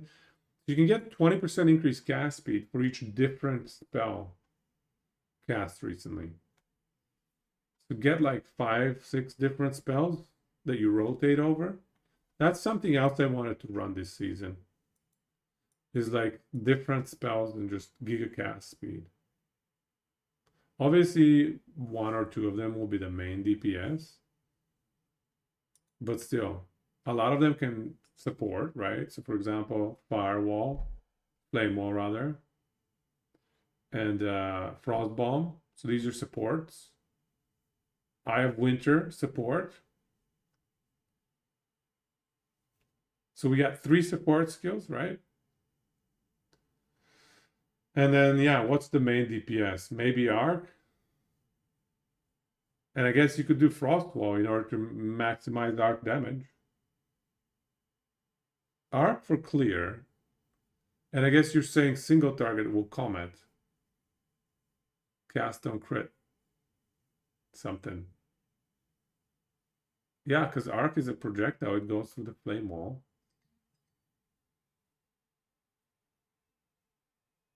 Which one of these drops an infusion? How do you get infusions?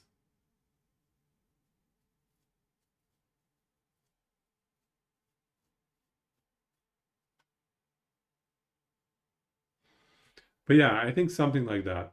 Because I think Flame Wall Eye of Winter is already nice.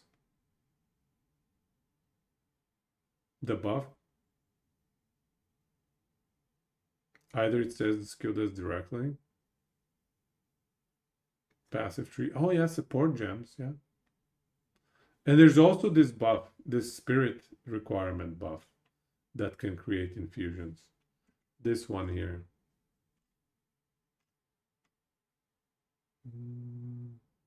This one. Siphon elements. While active, has a chance to create an infusion remnant when you freeze, shock, or ignite. I think this is gonna be a nice one. Do you still have to do that horrible campaign twice in POE2? No, not anymore. They made it so there's up to Act 4 now. And then afterwards, I don't know what the hell they're doing afterwards, but it's not the extra acts. Elemental equilibrium now creates remnants. Yes, okay, yeah, but that one is just so far away.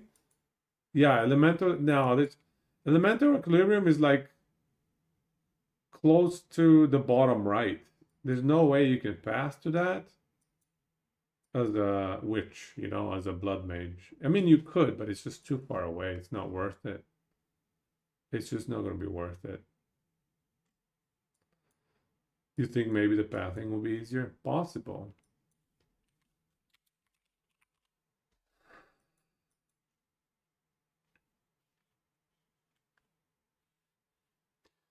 Quite possible.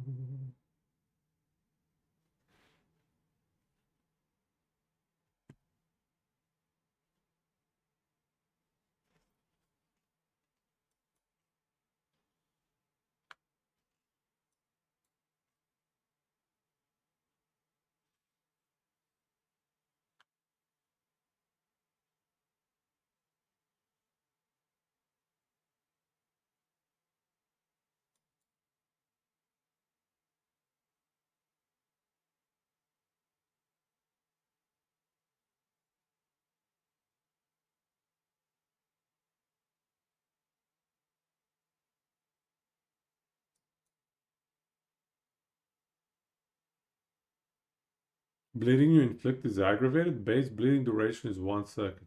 Oof. Damn.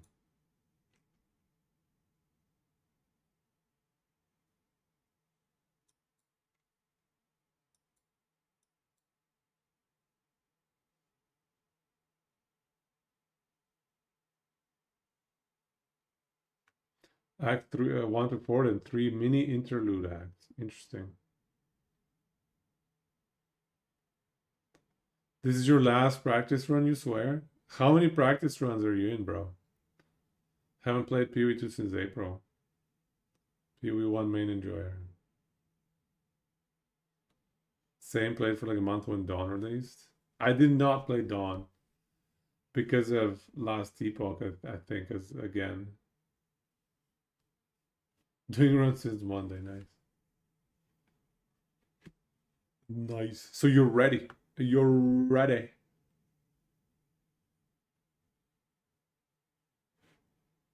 Played Dawn for a day. It was that bad. It was that bad that quickly. Wow. I heard it was bad, but I didn't know within a day it was that bad. Huntress was fun. It was that bad. Basically sold all your gear and people we want from this league. Gobbled a bunch of divination cards. You must have had like 10 mirrors. Bought a what the hell is a demigod's eye? 6.5 mirrors? What kind of item is this? What kind of filthy item is this? It's like a trophy item that you take to your standard stash. Race reward ring. Wow. So it's extremely unique then. Hey, Tom Third Eye. It's a permanent cosmetic. Wow. Okay. You have it as a skin transfer. Nice. Nice. That's worth it because you don't need all those other items. All right. I think I have a decent plan for the league start. Kind of. I don't think I'm going to practice. We're just going to YOLO it. And I'm not gonna go hardcore. I'm just too out of practice, too much of a noob to go hardcore at this point. I'm just gonna die. Just gonna die.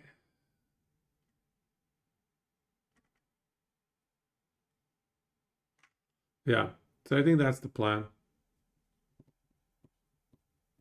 I'm excited also to try the new bosses. Oh yeah, pre-download Thursday. Good point. Cast on things. I think it should be viable, but I don't know how it works nowadays, I'll be honest. Back in point one, after all the nerfs to cast on things, it was kind of good against bosses, but it was garbage for clear. So glad that the free-to-play player can't pre-download. Right? Let us enjoy Friday. Can the free-to-play player play on Friday? Are we going to have the servers melt on Friday?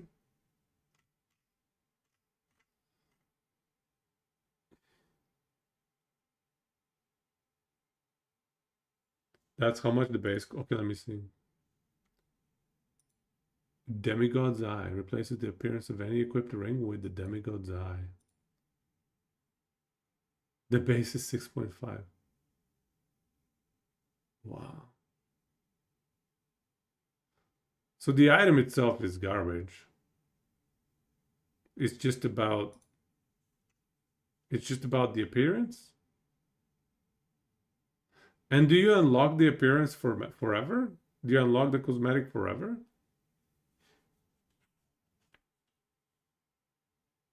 Nice. 6.5 is one of the cheap demigods. Oh my god. Oh, you convert it. Okay, so you can absorb it into a cosmetic. Wow. Damn.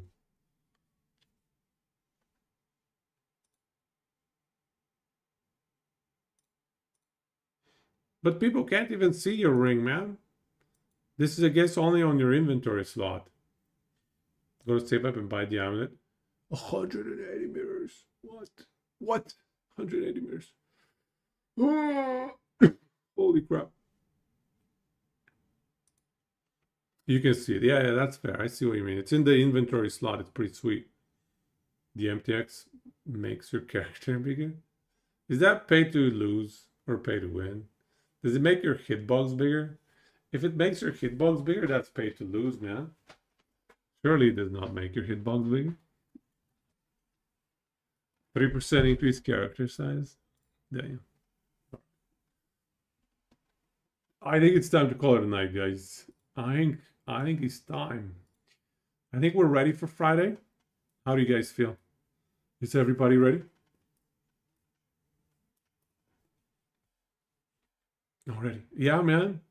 I got work tomorrow. I'm even going to work on Friday. That's the other thing. Friday, I'm working.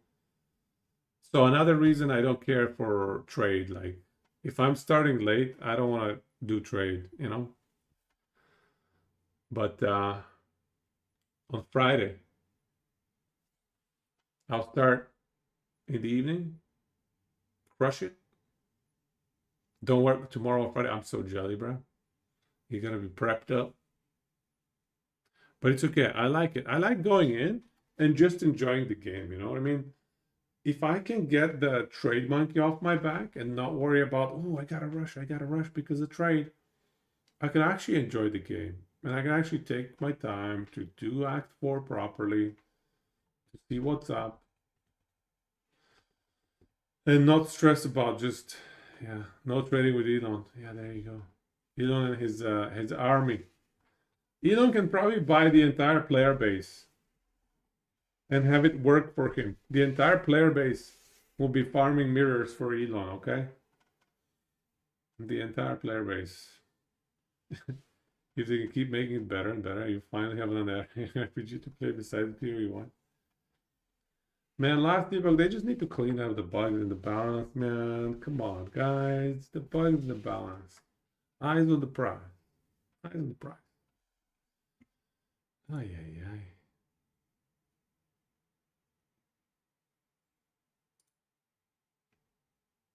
Let's raid Aaron. I'll give Aaron a raid. He's playing last epoch. Elon buys the entire hardcore economy, right? He plays hardcore, so I'm safe. Can't trade with him. Which class? I think I'm going to start Blood Mage. Blood Mage sounds a lot of fun to me. There's one interesting looking node that I want to try and playing around. Managed to be around rank number 9 Spellblade on ladder for a night with more damage Spellblade. If you manage to get in an arena key of memory, you make one more attempt to hit top 10 on the arena, hey? Do it. Do it. Alright, let's raid Aaron. See what he's up to. Aaron.